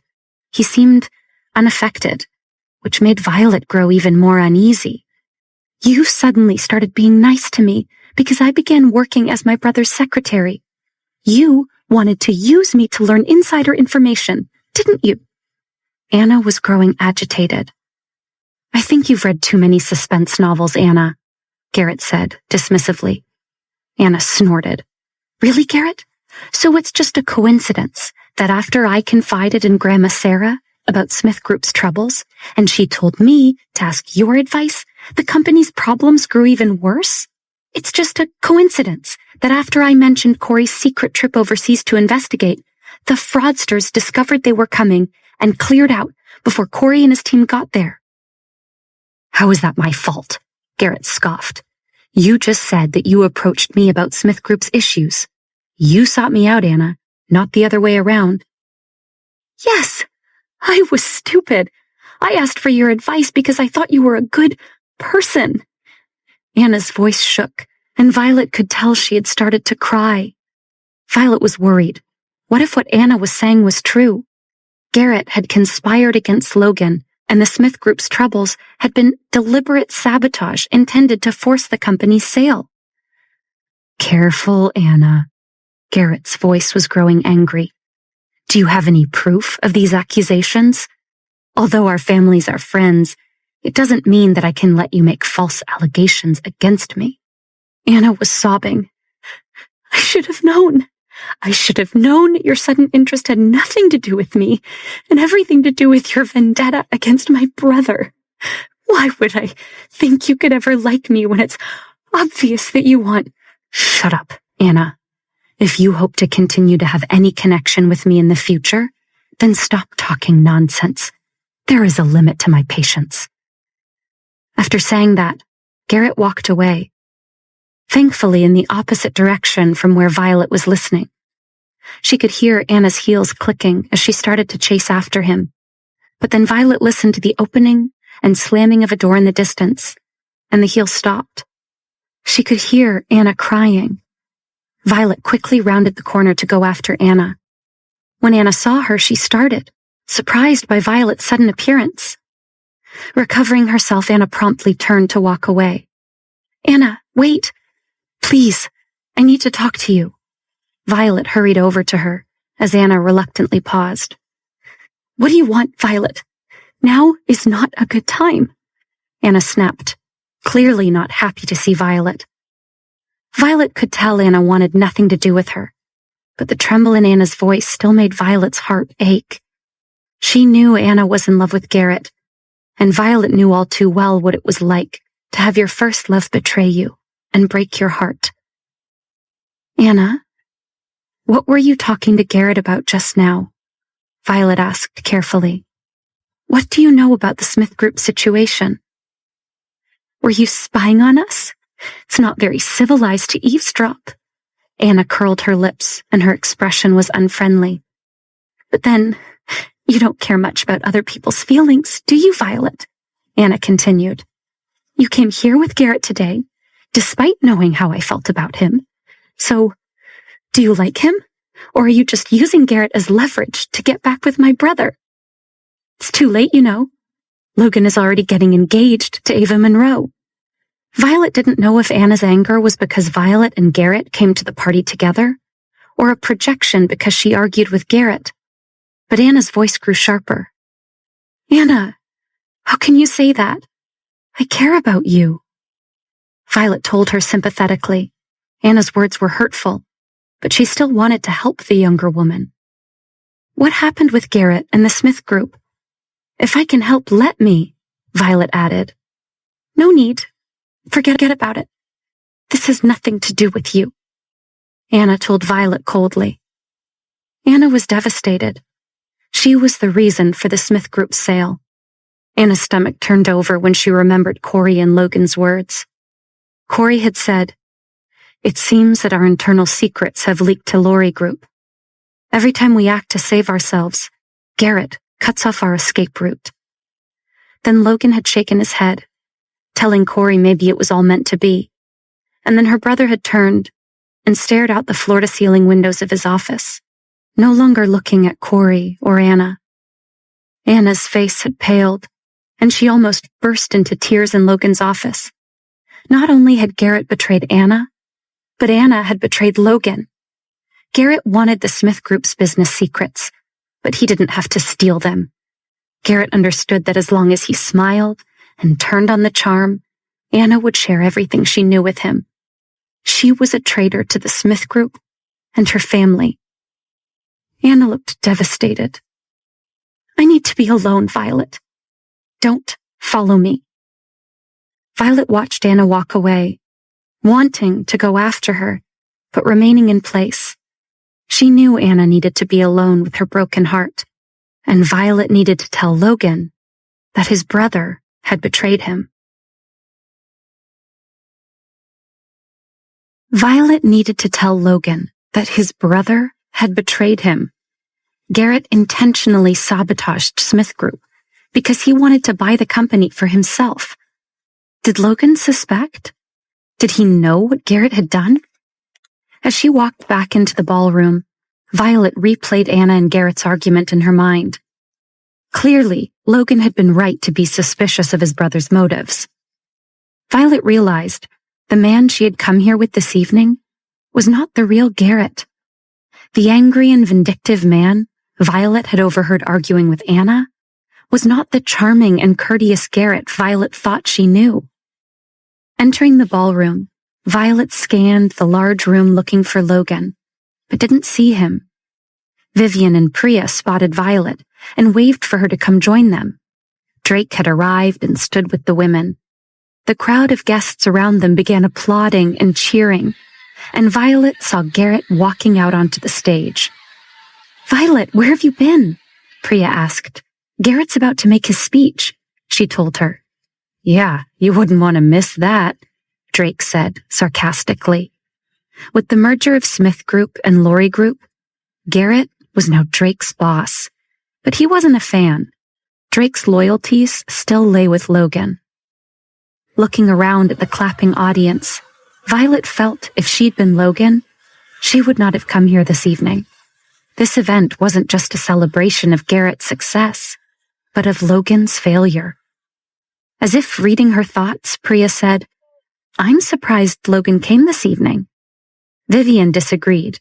If he didn't come, it would look like Garrett defeated Logan. This merger might be a bit humiliating for Logan personally, but it ensures his employees keep their jobs, and there's no shame in that. Violet nodded her head. Vivian was right. Logan was a tough but loyal boss, and he would want to take care of Smith Group's employees. Garrett began his speech by thanking those integral to Smith Group's acquisition and identifying them as key players in the company's future. Among the names Garrett recognized was Eugene Alexander, Logan's cousin, whom Garrett announced would be the company's new CFO. It was all Logan could do when hearing of Eugene's promotion not to snort aloud. Logan stood in the back of the room, Ava still lurking by his side. He coldly listened to Garrett's performance on stage. His brother appeared elegant, charming, and generous, and the crowd was buying every word. Logan scanned the room for Violet and the children. He hadn't been able to find them earlier. He spotted Violet on the other side of the ballroom, but Adam and Amy weren't with her. This wasn't good. His children attracted trouble. "Excuse me, Ava," Logan said before quietly striding out of the ballroom to search for the twins. The audience was still hanging on Garrett's every word, so no one noticed Logan leave, except Violet. Had Logan left because listening to his brother's victory speech was too difficult? Violet needed to tell Logan what she'd overheard, and she still needed to find the children. Not caring what Garrett was saying on stage, Violet quickly slipped out of the room to go after Logan. Shortly after they left, Garrett recognized Logan from on stage. And of course, I have to thank my brother, Logan Alexander, for his stewardship of Smith Group during his tenure. I hope I can continue his legacy of leadership as he now moves into a consultant role within the new Lori Group. Logan, where are you, big brother? Come forward and take a bow.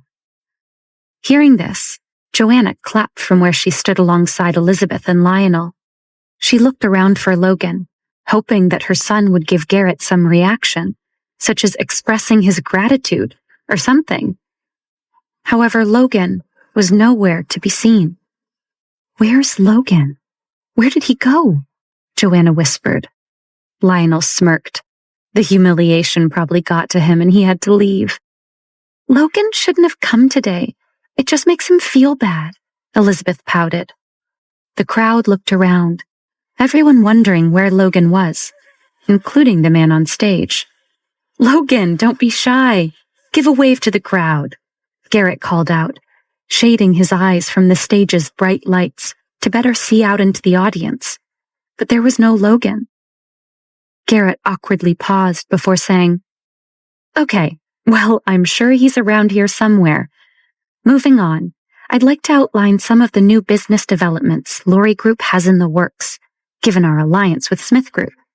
First," Garrett continued his speech, outwardly smiling and charming his audience. Inside, though, Garrett was fuming that his brother had made him look bad, once again. Where the hell was Logan? How could Garrett humiliate him if he wasn't in the room? When Violet stepped out into the now empty lobby, she looked around for Logan, but didn't see him. Hearing a door close off to the side, she hurried in that direction, heading towards the same hallway she'd gone down earlier. Violet caught a glimpse of Logan's tall figure turning the corner ahead.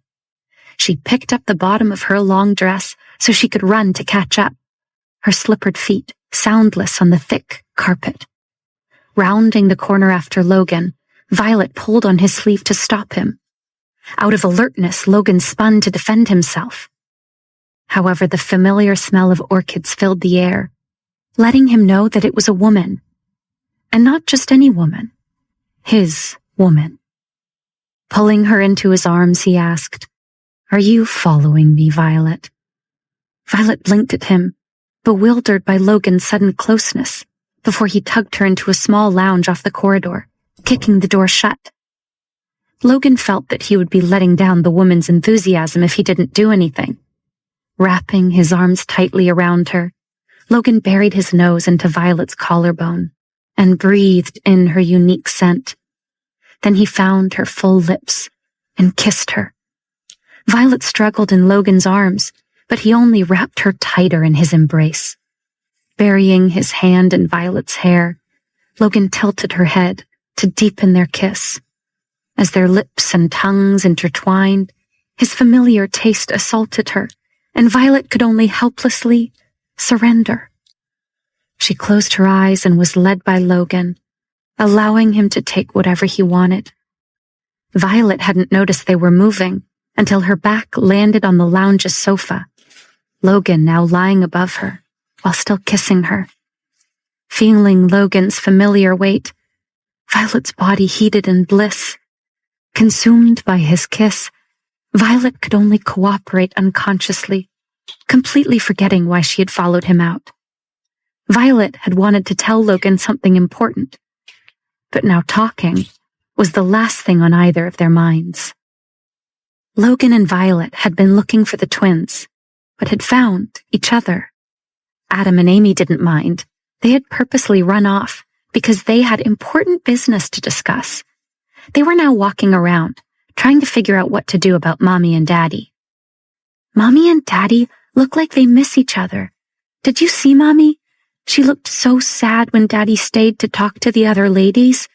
We finally found our Daddy, and now we need to come up with a plan for Mommy and Daddy to be together, Amy told her brother. Do you think Daddy likes those other ladies better than Mommy? Adam asked, concerned. Absolutely not. Daddy loves Mommy, and Mommy loves Daddy. Amy crossed her arms over her chest, like a little adult, and frowned. We just have to get rid of those other ladies so they can be together. We must protect Daddy from the ladies and come up with a plan. Adam nodded with determination. First, we have to get Daddy and Mommy to live together. Amy agreed. Yes, Daddy and Mommy need to live together, and then we can all live together. If we live with them, we can keep people from trying to steal them from each other. Should they live with us in Great-Grandma's house? Adam asked.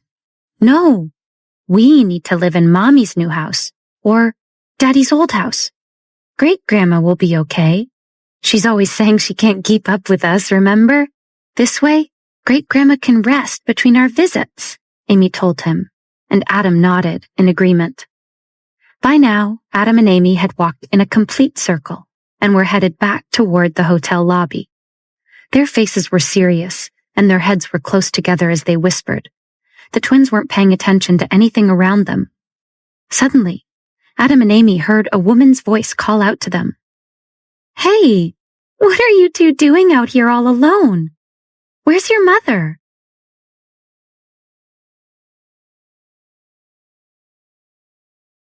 Adam and Amy were walking down the hotel's hallway, discussing getting their parents back together, when they heard a woman's voice call out to them. Hey, what are you two doing out here all alone? The twins looked at each other. It was that lady they didn't like, Elizabeth. Elizabeth and Lionel had left the ballroom to find somewhere they could be alone. They were headed to one of the hotel's lounges, when Elizabeth spotted Adam and Amy in the hall, whispering. What were those two up to? They shouldn't be out here all alone. Elizabeth shook off Lionel's arm around her and hurried to ask the children what they were doing. Where's your mother? Why are you all alone? Is your mother so useless that she can't even keep track of her own children? Elizabeth scolded. Adam and Amy didn't reply. They silently glared back. Seeing the looks on the kids' faces, Lionel didn't want them to create a scene. Joining Elizabeth, he smiled and said, Hello, Adam, Amy. Do you remember meeting me before? I was at the Kingston family's banquet. I'm your Uncle Lionel. I'm an old friend of your mommy's. We work together. This Uncle Lionel looked okay, but he was with that Elizabeth lady, so the twins didn't trust him.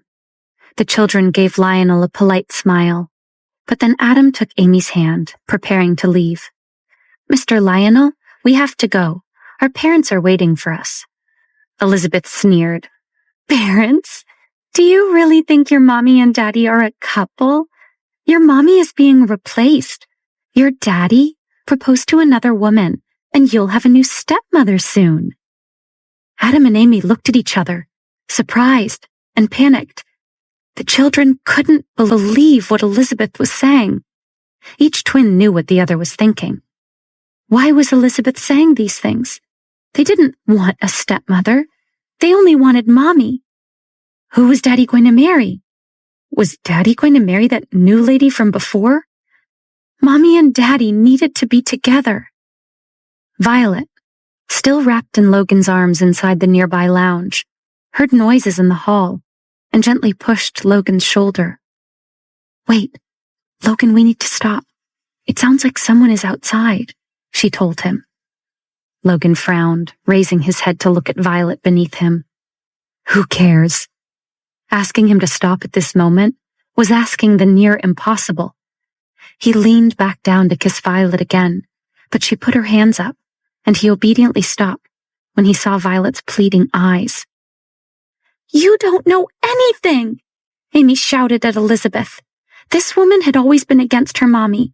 She was deliberately talking bad about their mommy and daddy. Logan and Violet looked at each other. That was Amy's voice. Why are you so uncultured, child? You say I don't know anything? Fine, then ask your daddy. Miss Monroe will be your stepmother, so you better get used to the idea that your daddy has found a new mommy. Elizabeth crossed her arms over her chest and stared coldly at the two children. Her eyes were full of disgust and resentment. She didn't care that Adam and Amy were only children. They didn't like her, so Elizabeth wanted to hurt them. Despite being polite, Lionel also didn't like the children. They were evidence of Violet's relationship with another man, so he didn't care about their feelings. So now Lionel just looked at them and remained silent. Amy and Adam were angry. They were mad at Elizabeth for saying their daddy brought Miss Monroe because she would be their stepmom. Mommy must be very sad. They couldn't let this happen. You're just mad because Daddy doesn't want to marry you. Daddy doesn't like you at all, Adam said sternly, his face a mirror image of his father's cold expression. Yes, Daddy doesn't like you, and we don't like you. Daddy likes Mommy the most, Amy agreed. Elizabeth was furious.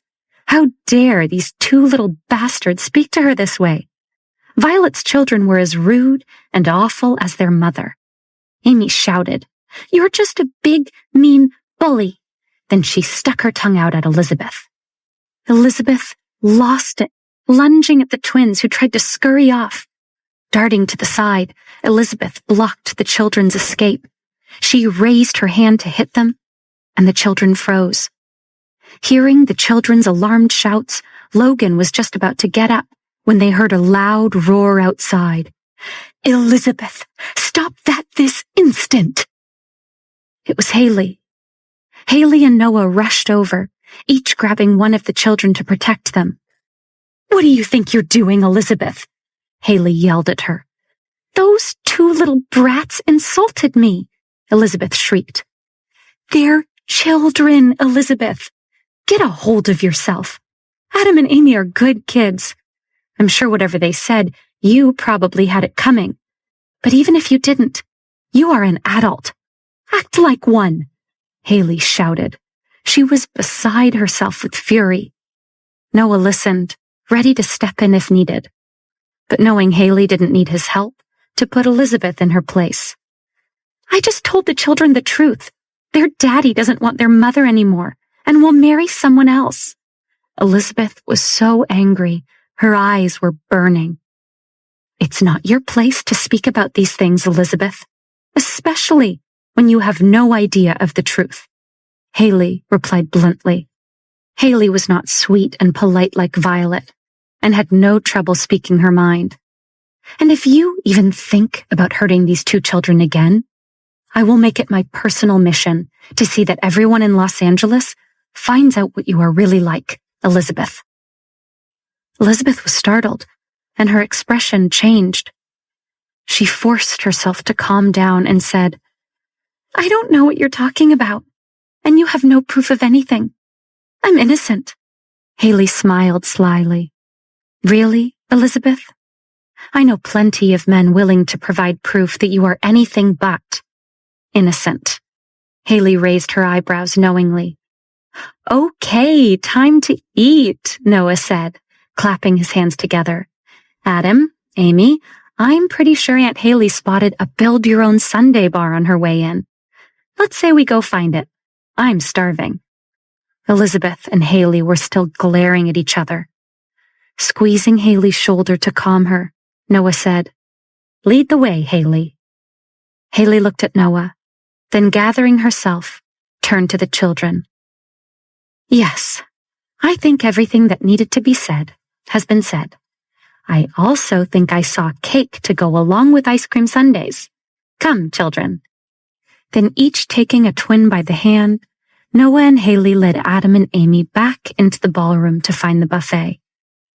Only after Haley left did Elizabeth dare to lower her voice and complain.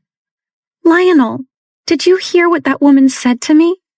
Elizabeth was so angry that she was half dead. And you didn't even help me, Lionel. You just stood there and did nothing. You should have defended me. He tried to soothe her. Forget about them, Elizabeth.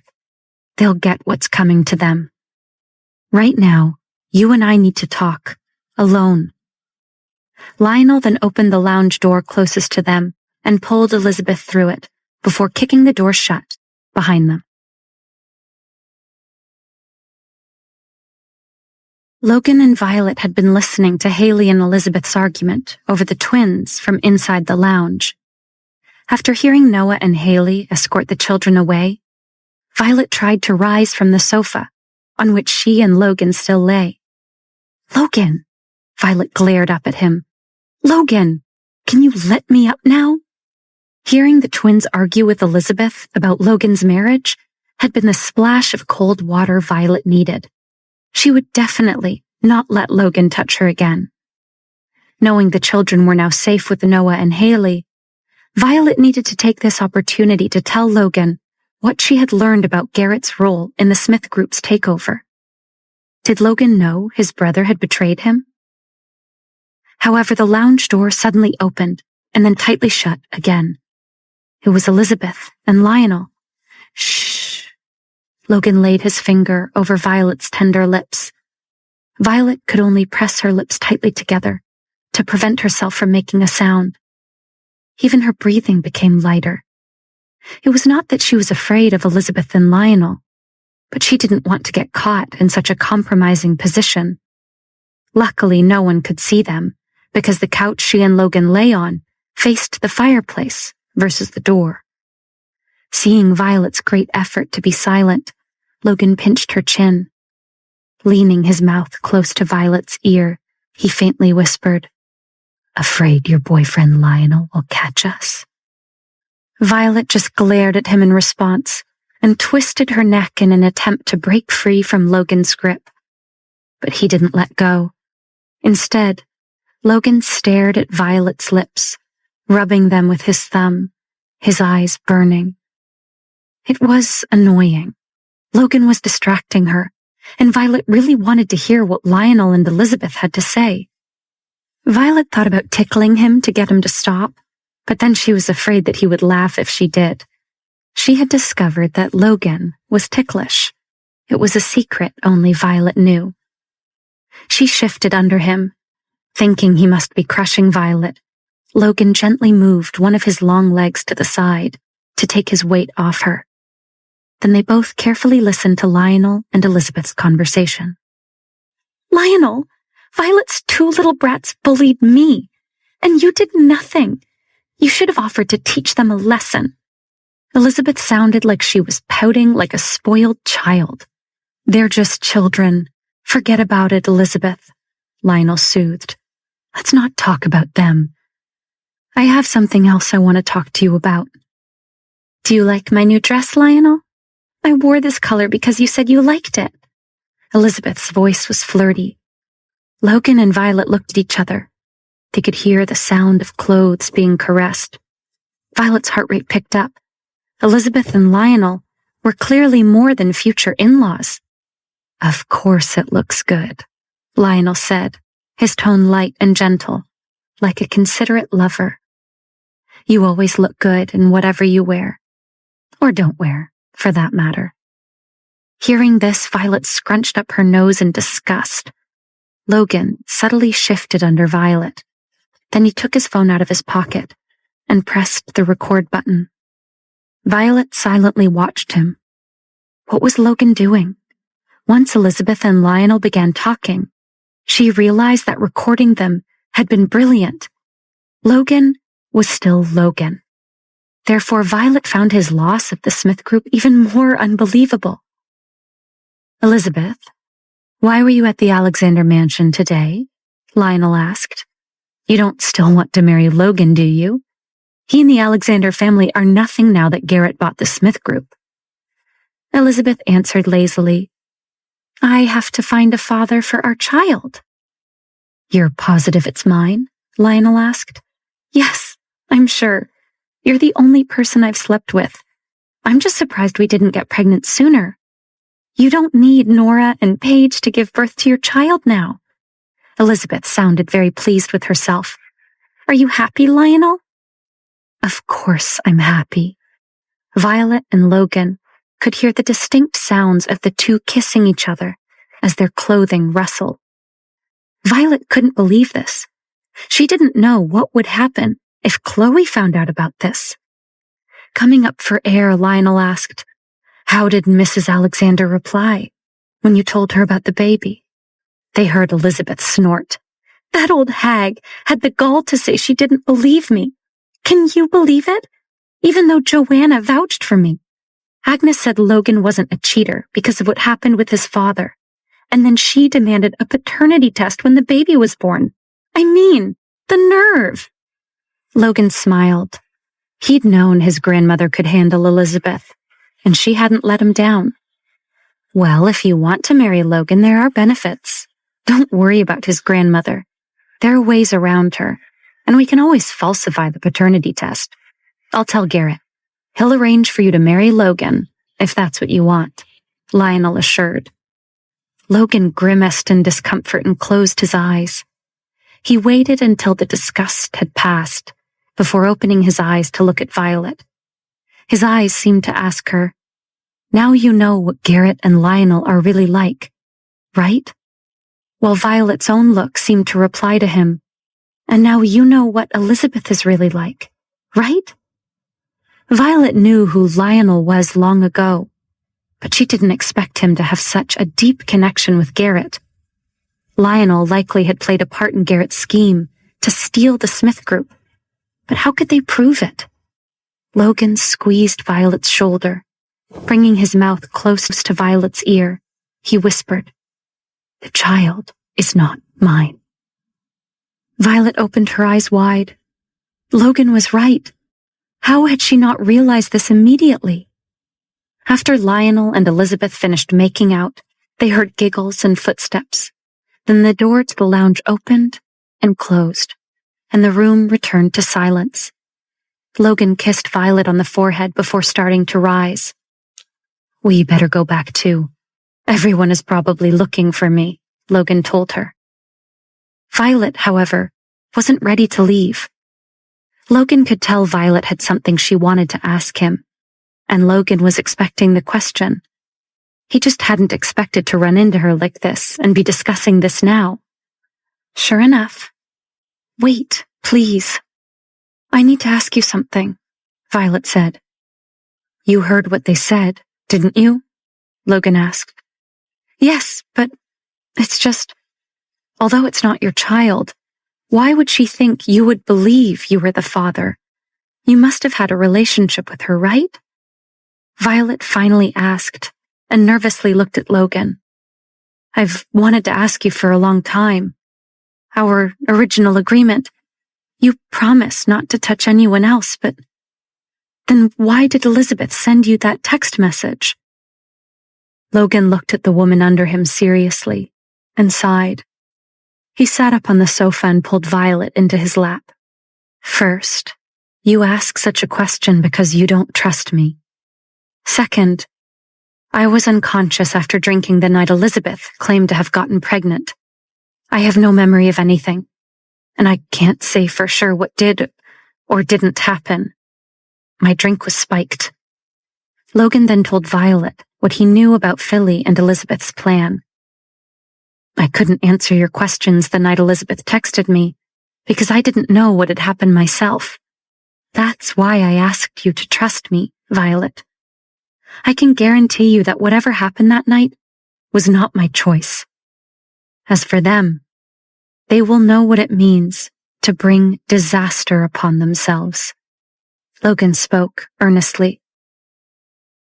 "I've never known you to push the responsibility onto someone else," Violet said, still unhappy, even knowing the child wasn't Logan's. "That's because I only want to be responsible for you." "Don't you believe me? Didn't you feel my passion for you just now?" Logan asked her. Seeing Violet's unhappiness, Logan cupped her face in his hands. "You are the only one. It's always been you," he told her. Violet looked into Logan's eyes, and his face changed into an expression she had never seen before. Did Logan look vulnerable? "Violet, I've been in love with you since we were kids."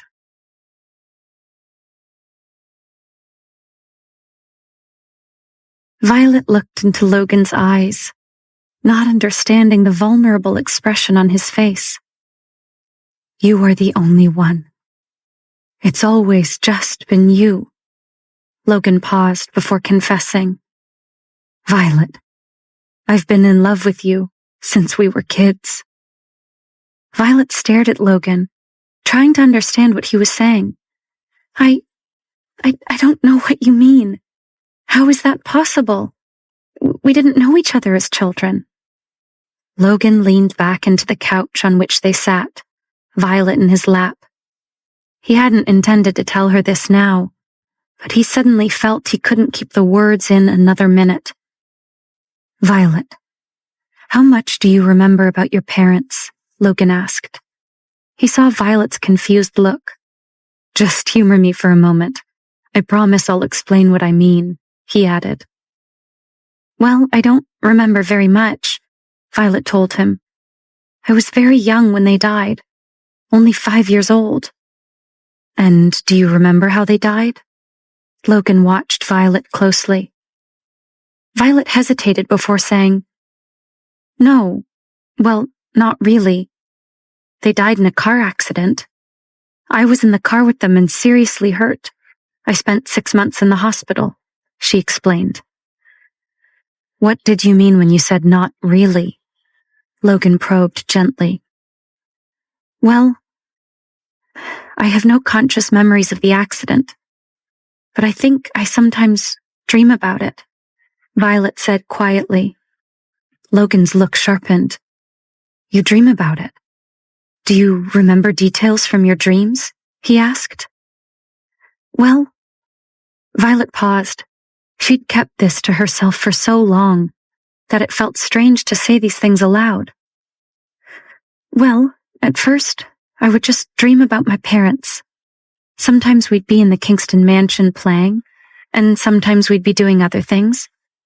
That part of my dream would change, but the dream always ended the same way. I'd be with my parents, and then the world would spin, and I'd be flying. I never landed. I'd always wake up first." Logan watched Violet. "You said, at first. Did the dream change?" "Well, the dream hadn't changed for years. It was always the same. Until recently. For the last few months, there's been more detail." Violet paused before taking a deep breath and continuing. "Now, the dream always starts and ends the same way. I'm in the car, and my mom is braiding my hair. It's raining. Then the car spins in place but doesn't go anywhere. Next, I'm running through mud, slipping and getting stuck, but my parents help me. We take refuge in a cottage of some sort and spend the night. I'm eating breakfast when my father yells that we must go and hurries us into the car. My parents are in the front seat, and my dad is driving fast. They're whispering, but I can't hear what they're saying. I can just tell my parents are scared. Then..." Violet hesitated. "Then?" Logan asked her quietly. Violet took a deep breath. "Then I'm no longer alone in the back seat. There's a boy beside me. He has dark hair and his clothes are dirty. He looks hungry, so I offer him my milk carton, but he won't take it. So I give it to him anyway. It's cold, so I want to give the boy my blanket, but it gets stuck while I'm trying to get it out from around me. Then, when I start to hand it to him, I'm suddenly flying, and the world goes black." When Violet finished, Logan remained silent for so long that she grew increasingly nervous. Finally, Logan inhaled deeply and began to speak. "You don't know this about me, Violet, but I was kidnapped when I was 10. I don't remember much of what happened during the kidnapping. I remember riding my bike before I was taken. and feeling a cold floor, probably where they kept me. The psychiatrist my grandmother hired for me after the incident said I'd blocked out the memories as a coping mechanism. The police thought, given who we were, it was probably a kidnapping for ransom. But I was rescued before that could happen, so I don't know. The kidnappers were never found. Violet saw Logan was growing emotional. She ran her fingers through the hair at the base of his neck, letting him know she was there. He took her hand and kissed it, still holding it when he continued. Well, as I said, I don't remember much about the kidnapping. There's only one thing I clearly remember, and despite what the psychiatrist and my grandmother said, I've always known she was real. Logan was now looking right into Violet's eyes, and she felt chills go down her spine as he continued. I remember a little girl. She had long dark hair pulled back with a pink diamond hair clip. We never spoke, but I remember she smiled at me and offered me her milk carton. Violet stared at Logan. It couldn't be. Finally, she said, "You're the boy with the dark hair." "And you're the little girl," Logan whispered. Logan and Violet continued to stare at each other. How could this be happening? How could this be real? Violet had a million questions. So when I applied to be your secretary, that wasn't the first we met, or even the second, Violet said. No, it was the third. Logan nodded in agreement. How did you discover this?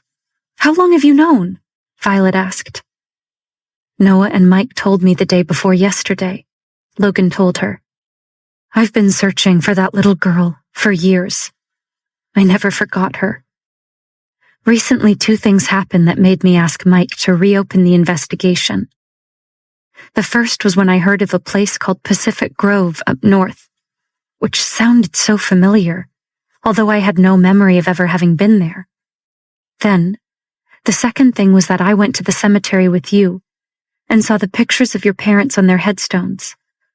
I felt an overwhelming sensation that I'd seen them before, but it seemed impossible. Now I know that it wasn't. Your dad must have found and rescued me from where I was being held. Logan's voice grew hoarse with emotion as he continued. Violet, I had seen your parents before because they had saved my life. Violet covered her mouth at his words, the tears flowing as Logan continued. When Mike went to Pacific Grove to investigate my kidnapping, he checked local police records. There was an incident report about my rescue. I was found wandering in a local farmer's field with a large gash on my head, dazed and confused. Everyone back then assumed the cut on my head was inflicted by my kidnappers. But Mike noticed that in the hospital report, the doctor had recorded removing glass slivers from my cut. On a hunch, Mike went back and checked the rest of the police reports from that week. And that's when he found it. Several miles away, there had been a car accident the day before I was found. A couple had died, but their young daughter survived. When Mike pulled the hospital records, you could only imagine his shock when he discovered a 5-year-old girl named Violet Kingston had been admitted the day before my rescue. Our best guess is that I was in the car accident with your family, but then wandered off disoriented and confused, with no memory of the accident because of my wound. I wandered several miles until I was saved, and because I was a known kidnapping victim, no one suspected the connection to your car accident, Logan finished. This is just unbelievable, Violet said, reeling from all the revelations. Are you ready for the final one? Logan asked with a small smile. He was shaking his head as if he still couldn't believe what he was about to tell her either. What? Tell me, Violet said wide-eyed. What more could there be to tell? Logan continued. After Mike uncovered everything, his instinct still on alert, he decided to dig a little deeper. He found the doctor who had been on call that weekend. He's retired now, but remembers your case well.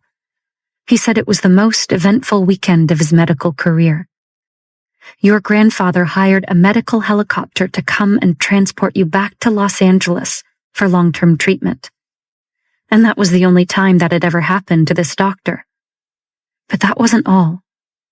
The doctor then told Mike he also remembered it well because that same weekend, a second man showed up in a limo to take his grandson home.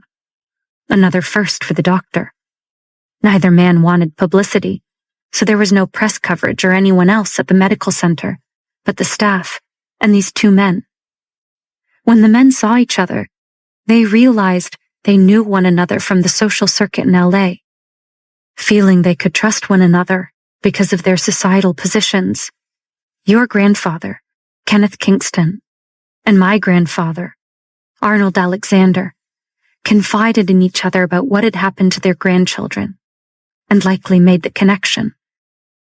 Logan looked at Violet, raising an eyebrow as he smiled and said, Mike, Noah, and I are pretty sure that weekend was when our grandfathers came up with the idea of you and I getting engaged.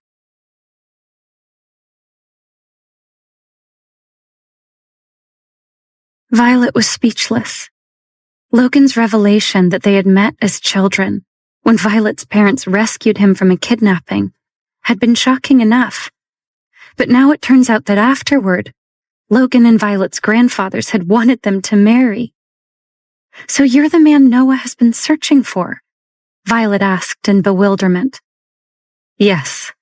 Apparently I've been jealous of myself all this time. Logan grinned. Why did they never tell us? Grandpa never said anything to me. Violet shook her head, still in shock. Based on snippets Noah found in Kenneth's journal and what I knew about my grandfather, our best guess is that they likely didn't want to put pressure on us. We think it wasn't so much a formal arrangement but a mutual understanding between them, that they would make sure our paths crossed again, Logan speculated. Yes, that would make sense, Violet said thoughtfully. My grandparents had an arranged marriage. While I think they were content, I don't think they were the loves of each other's lives based on things I heard my grandfather say as I got older. Grandpa would have wanted me to make my own choices in life.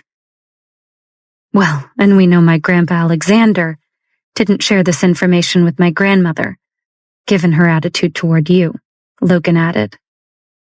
Violet's face fell. But what about Ava Monroe?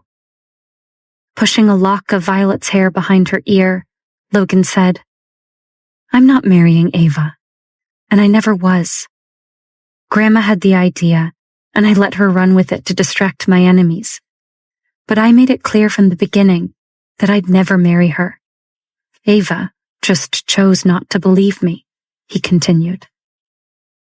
Violet, I know I've just given you a lot of information, but amidst all those revelations, have you already forgotten what I told you a few minutes ago? Logan asked her with a tender smile. At her puzzled look, Logan chuckled and kissed her quickly before saying, I said, I love you, Violet. You smiled at me the first time we met, and that was all it took. There's never been anyone else but you since. Each time our paths crossed, my feelings for you only grew stronger. I loved you before I knew you, and now that I do, I can't imagine my life without you in it. You are the mother of my children, and the woman of my dreams. You are my everything, Violet. Logan's face had grown serious, and tears were streaming down Violet's face. I love you too, Logan, Violet whispered, overcome with emotion. And then Logan was kissing her again. Logan finally pulled back, wiping the tears off Violet's face with his thumb. He told her, we need to go back. I still have some business to take care of, and we've been gone for a while. At the mention of his brother, Violet remembered why she'd come to find Logan. Logan, I didn't tell you yet. I overheard Anna and Garrett arguing earlier. I think Garrett has betrayed you, and I think he purposely sabotaged the Smith group, Violet told him worriedly. I know, Logan said. Wait, you do? But then why? Violet began before Logan placed his finger over her mouth to silence her. Patience, love. Be good. Wait for me so we can leave together when this is over, Logan instructed. He quickly kissed her again before rising and setting Violet back on her feet. Taking her hand in his, Logan led her to the lounge door. Come on. The show's about to start. Garrett was seething that Logan had missed his speech, and he didn't see Violet anywhere. He had to maintain his dignity and not show his anger, though. People were watching him, and this was only the beginning. Garrett believed that the insults to Logan were only getting started. Logan had lost his company, and Garrett thought it would be an even more significant blow if he lost Violet too. Beauty should be owned by the victor, right? A group of guests came to congratulate Garrett. He smiled and thanked them, while lazily playing with his wine glass. Not long after, Lionel approached him. He wanted Garrett to break the marriage alliance between the Alexander and Monroe families so Elizabeth could marry Logan. Garrett frowned.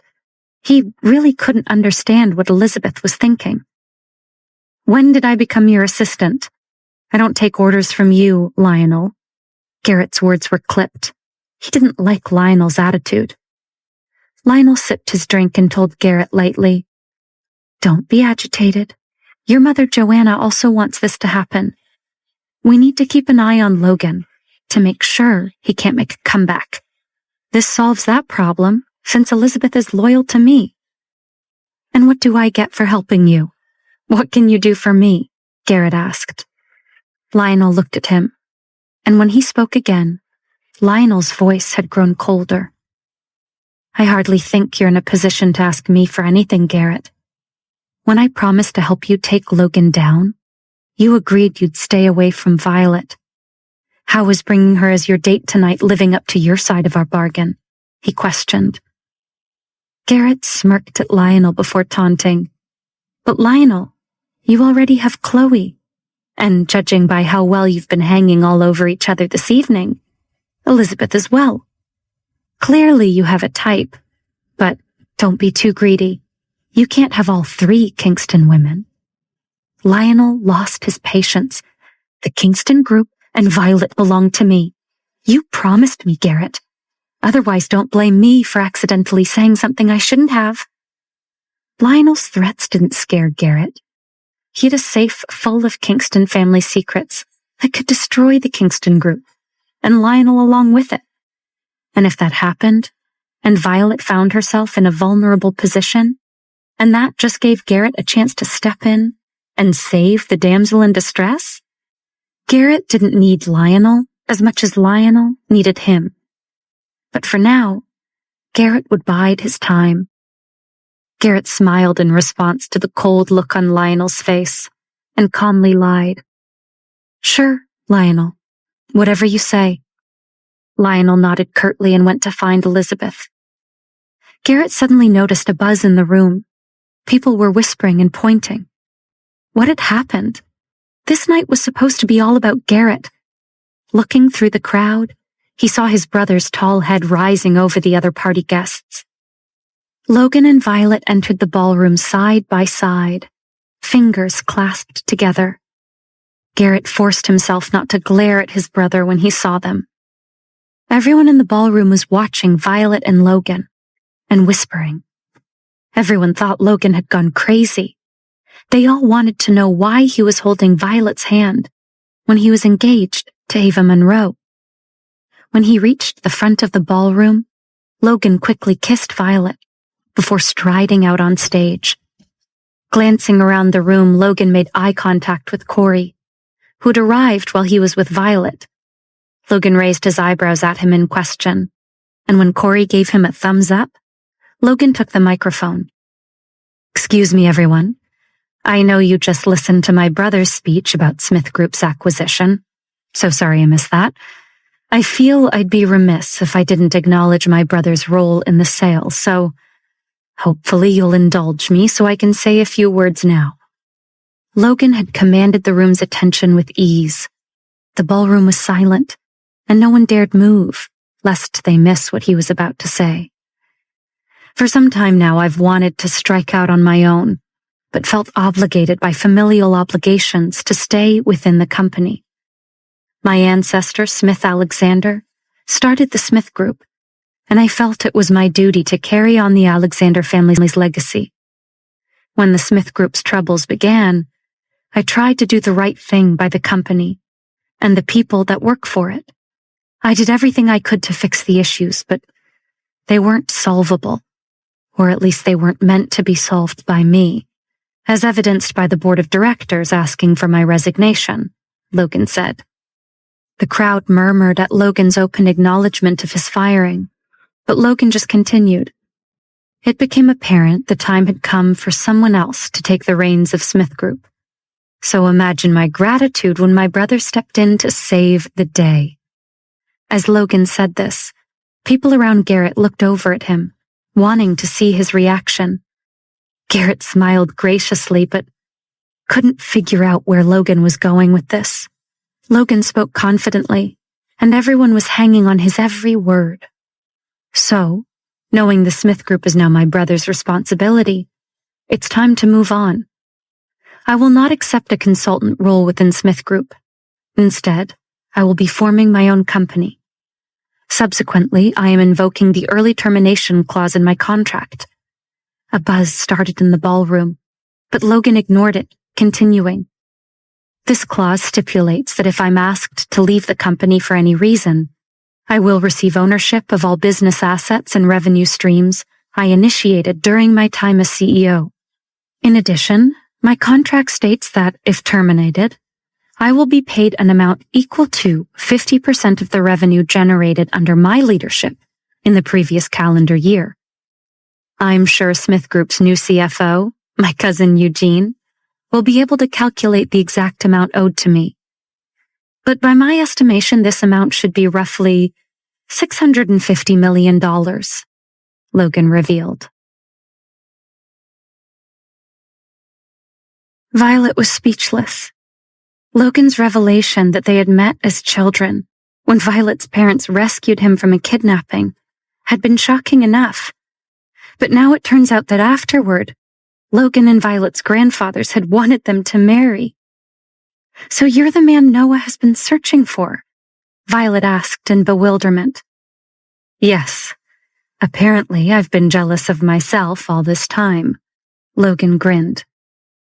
Why did they never tell us? Grandpa never said anything to me. Violet shook her head, still in shock. Based on snippets Noah found in Kenneth's journal and what I knew about my grandfather, our best guess is that they likely didn't want to put pressure on us. We think it wasn't so much a formal arrangement but a mutual understanding between them, that they would make sure our paths crossed again, Logan speculated. Yes, that would make sense, Violet said thoughtfully. My grandparents had an arranged marriage. While I think they were content, I don't think they were the loves of each other's lives based on things I heard my grandfather say as I got older. Grandpa would have wanted me to make my own choices in life. Well, and we know my Grandpa Alexander didn't share this information with my grandmother, given her attitude toward you, Logan added. Violet's face fell. But what about Ava Monroe? Pushing a lock of Violet's hair behind her ear, Logan said, I'm not marrying Ava, and I never was. Grandma had the idea, and I let her run with it to distract my enemies. But I made it clear from the beginning that I'd never marry her. Ava just chose not to believe me, he continued. Violet, I know I've just given you a lot of information, but amidst all those revelations, have you already forgotten what I told you a few minutes ago? Logan asked her with a tender smile. At her puzzled look, Logan chuckled and kissed her quickly before saying, I said, I love you, Violet. You smiled at me the first time we met, and that was all it took. There's never been anyone else but you since. Each time our paths crossed, my feelings for you only grew stronger. I loved you before I knew you, and now that I do, I can't imagine my life without you in it. You are the mother of my children, and the woman of my dreams. You are my everything, Violet. Logan's face had grown serious, and tears were streaming down Violet's face. I love you too, Logan, Violet whispered, overcome with emotion. And then Logan was kissing her again. Logan finally pulled back, wiping the tears off Violet's face with his thumb. He told her, we need to go back. I still have some business to take care of, and we've been gone for a while. At the mention of his brother, Violet remembered why she'd come to find Logan. Logan, I didn't tell you yet. I overheard Anna and Garrett arguing earlier. I think Garrett has betrayed you, and I think he purposely sabotaged the Smith group, Violet told him worriedly. I know, Logan said. Wait, you do? But then why? Violet began before Logan placed his finger over her mouth to silence her. Patience, love. Be good. Wait for me so we can leave together when this is over, Logan instructed. He quickly kissed her again before rising and setting Violet back on her feet. Taking her hand in his, Logan led her to the lounge door. Come on. The show's about to start. Garrett was seething that Logan had missed his speech, and he didn't see Violet anywhere. He had to maintain his dignity and not show his anger, though. People were watching him, and this was only the beginning. Garrett believed that the insults to Logan were only getting started. Logan had lost his company, and Garrett thought it would be an even more significant blow if he lost Violet too. Beauty should be owned by the victor, right? A group of guests came to congratulate Garrett. He smiled and thanked them, while lazily playing with his wine glass. Not long after, Lionel approached him. He wanted Garrett to break the marriage alliance between the Alexander and Monroe families so Elizabeth could marry Logan. Garrett frowned. He really couldn't understand what Elizabeth was thinking. When did I become your assistant? I don't take orders from you, Lionel. Garrett's words were clipped. He didn't like Lionel's attitude. Lionel sipped his drink and told Garrett lightly, Don't be agitated. Your mother Joanna also wants this to happen. We need to keep an eye on Logan to make sure he can't make a comeback. This solves that problem since Elizabeth is loyal to me. And what do I get for helping you? What can you do for me? Garrett asked. Lionel looked at him, and when he spoke again, Lionel's voice had grown colder. I hardly think you're in a position to ask me for anything, Garrett. When I promised to help you take Logan down, you agreed you'd stay away from Violet. How is bringing her as your date tonight living up to your side of our bargain? He questioned. Garrett smirked at Lionel before taunting. But Lionel, you already have Chloe. And judging by how well you've been hanging all over each other this evening, Elizabeth as well. Clearly you have a type, but don't be too greedy. You can't have all three Kingston women. Lionel lost his patience. The Kingston group and Violet belong to me. You promised me, Garrett. Otherwise, don't blame me for accidentally saying something I shouldn't have. Lionel's threats didn't scare Garrett. He had a safe full of Kingston family secrets that could destroy the Kingston group, and Lionel along with it. And if that happened, and Violet found herself in a vulnerable position, and that just gave Garrett a chance to step in and save the damsel in distress, Garrett didn't need Lionel as much as Lionel needed him. But for now, Garrett would bide his time. Garrett smiled in response to the cold look on Lionel's face and calmly lied. Sure, Lionel, whatever you say. Lionel nodded curtly and went to find Elizabeth. Garrett suddenly noticed a buzz in the room. People were whispering and pointing. What had happened? This night was supposed to be all about Garrett. Looking through the crowd, he saw his brother's tall head rising over the other party guests. Logan and Violet entered the ballroom side by side, fingers clasped together. Garrett forced himself not to glare at his brother when he saw them. Everyone in the ballroom was watching Violet and Logan, and whispering. Everyone thought Logan had gone crazy. They all wanted to know why he was holding Violet's hand when he was engaged to Ava Monroe. When he reached the front of the ballroom, Logan quickly kissed Violet before striding out on stage. Glancing around the room, Logan made eye contact with Corey, who'd arrived while he was with Violet. Logan raised his eyebrows at him in question, and when Corey gave him a thumbs up, Logan took the microphone. Excuse me, everyone. I know you just listened to my brother's speech about Smith Group's acquisition. So sorry I missed that. I feel I'd be remiss if I didn't acknowledge my brother's role in the sale, so hopefully you'll indulge me so I can say a few words now. Logan had commanded the room's attention with ease. The ballroom was silent, and no one dared move, lest they miss what he was about to say. For some time now, I've wanted to strike out on my own, but felt obligated by familial obligations to stay within the company. My ancestor, Smith Alexander, started the Smith Group, and I felt it was my duty to carry on the Alexander family's legacy. When the Smith Group's troubles began, I tried to do the right thing by the company and the people that work for it. I did everything I could to fix the issues, but they weren't solvable, or at least they weren't meant to be solved by me, as evidenced by the board of directors asking for my resignation, Logan said. The crowd murmured at Logan's open acknowledgement of his firing, but Logan just continued. It became apparent the time had come for someone else to take the reins of Smith Group. So imagine my gratitude when my brother stepped in to save the day. As Logan said this, people around Garrett looked over at him, wanting to see his reaction. Garrett smiled graciously, but couldn't figure out where Logan was going with this. Logan spoke confidently, and everyone was hanging on his every word. So, knowing the Smith Group is now my brother's responsibility, it's time to move on. I will not accept a consultant role within Smith Group. Instead, I will be forming my own company. Subsequently, I am invoking the early termination clause in my contract.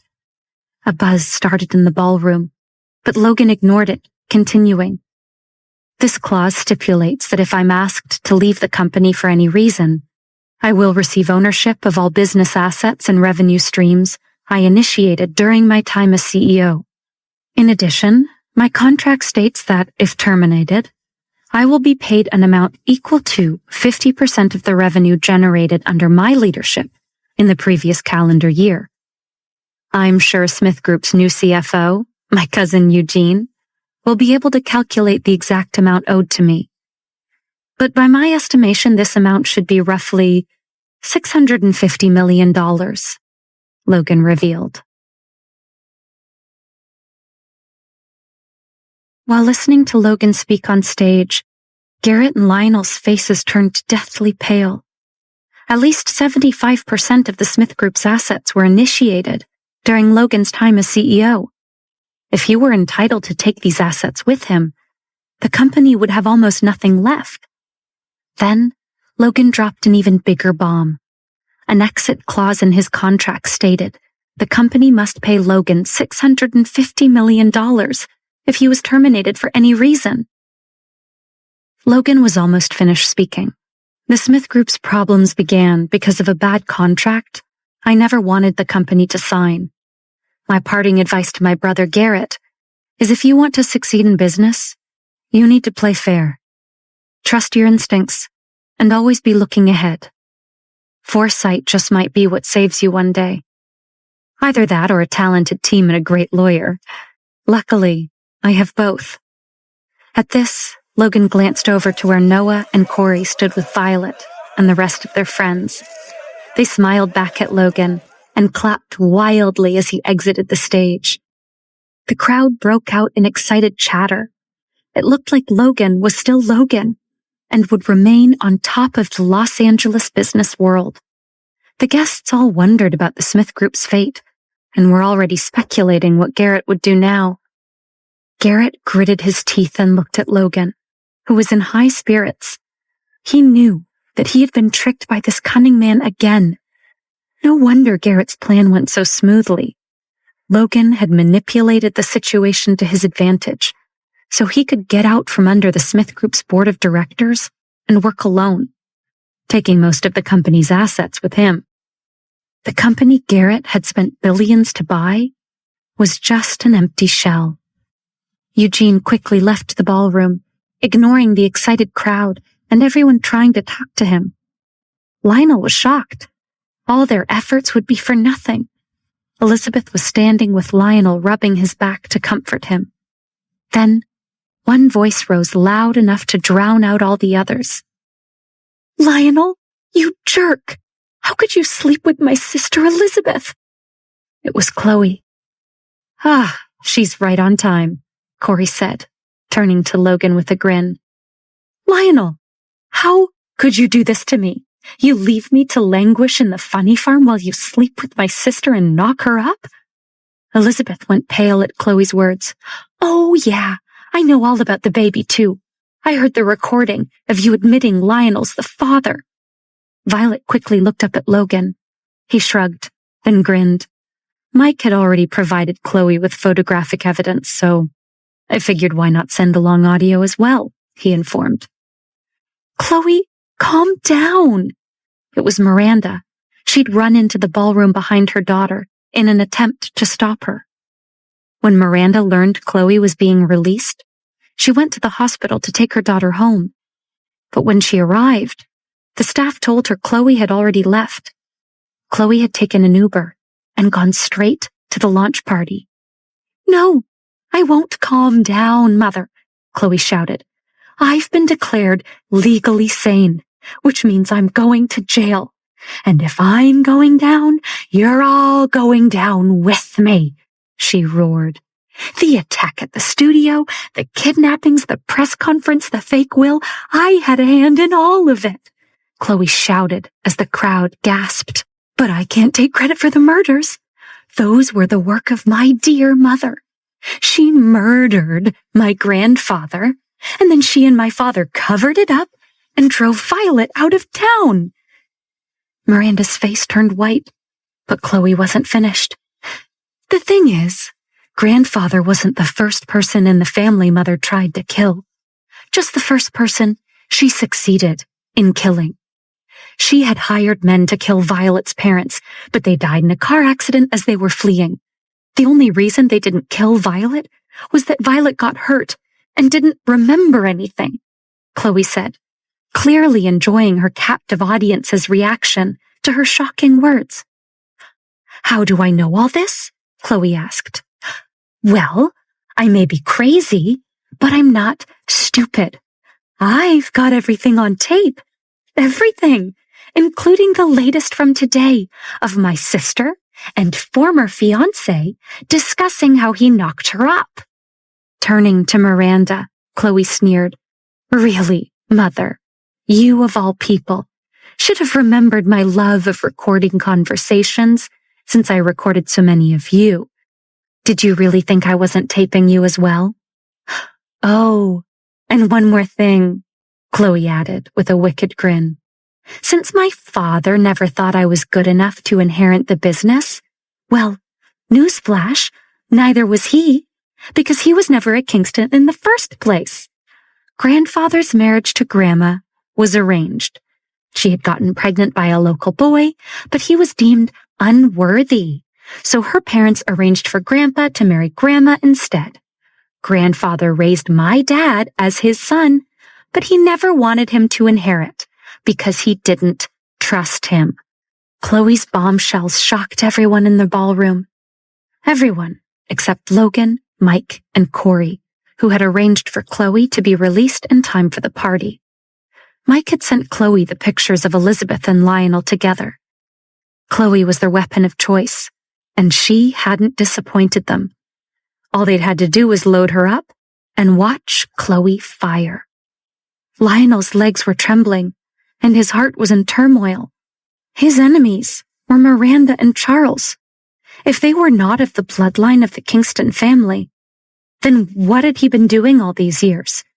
He had done all kinds of nasty things like an idiot, but in the end, he had hurt innocent people. His face was pale, and he couldn't stay any longer. He quickly tried to leave, Chloe chasing after him, still screaming. They didn't get far, though. The police had arrived. They were there to arrest the Kingstons, quickly slapping cuffs on the whole lot, including Lionel. Garrett was also taken away. He had to answer for his financial crimes, and detectives also needed to talk to Lionel about them. As the police led Garrett from the room, he stared at his brother with hatred. But Logan didn't even notice. He only had eyes for Violet. News quickly spread throughout Los Angeles. Social media and the press went into overdrive, reporting the story, which was trending everywhere. Agnes heard a knock on her study door and told Alex to enter. Seeing the serious look on her old friend's face, she asked what was happening. So Alex told her. Agnes silently listened as Alex relayed the events of the launch party to her. Alex told her what had happened with Logan, how he'd saved himself with a careful contract, and that he was now starting his own company. Agnes heard about Garrett's betrayal and Eugene's deception. Next, Alex told Agnes about the Kingstons and how the Kingstons weren't really Kingstons at all, except for Violet. He told her how Miranda had murdered Violet's grandfather and how Miranda had tried to have Violet's parents killed and that they had died in a car accident while fleeing for their lives. Then, Alex told Agnes how Violet was the little girl from Logan's kidnapping, and it was Violet's parents that rescued Logan before they were killed themselves. Alex knew these things, even though they weren't and wouldn't be in the press, because Logan had told Alex earlier that day. Finally, Alex told Agnes how her husband Arnold and Violet's grandfather Kenneth had hoped that Violet and Logan would get engaged and marry one day. When Alex finished, Agnes sat silently for a long time, staring into space as if seeing memories of another time and place. Finally, Agnes stood up and went to the sideboard and grabbed the decanter of sherry and 2 glasses. Sitting back down, Agnes poured a drink for both her and Alex, then raised her glass in the air to propose a toast. A toast to never being too old to admit you were wrong. If Violet was good enough for my dear husband Arnold, then she's good enough for me.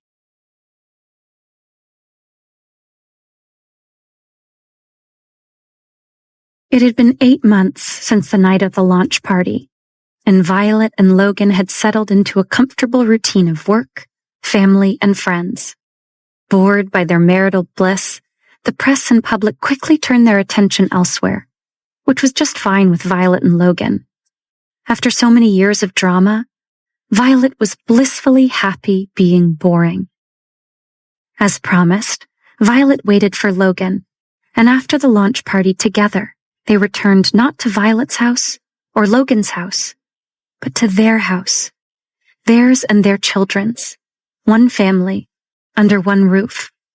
When Logan called Agnes to tell her they were taking the twins home with them, he'd expected an argument. Instead, Logan put his phone on speaker so that Violet could hear Agnes and Alex's raucous laughter. They were drunk. Violet and Logan laughed until they cried as Agnes proceeded to tell Logan, Adam, Amy, Alex, Kit, Kat, and yes, even Violet, how sorry she was and how much she loved them. Not long after that night, Logan made his and Violet's grandfather's wishes come true when he proposed to Violet with a gorgeous pink diamond ring. The center stone was flawless, and its value contained many zeros. But it was the smaller diamonds surrounding the center stone that made the ring priceless to Violet. When Logan was rescued, he was wrapped in the blanket Violet had given him, her pink diamond hair clip still caught in its folds.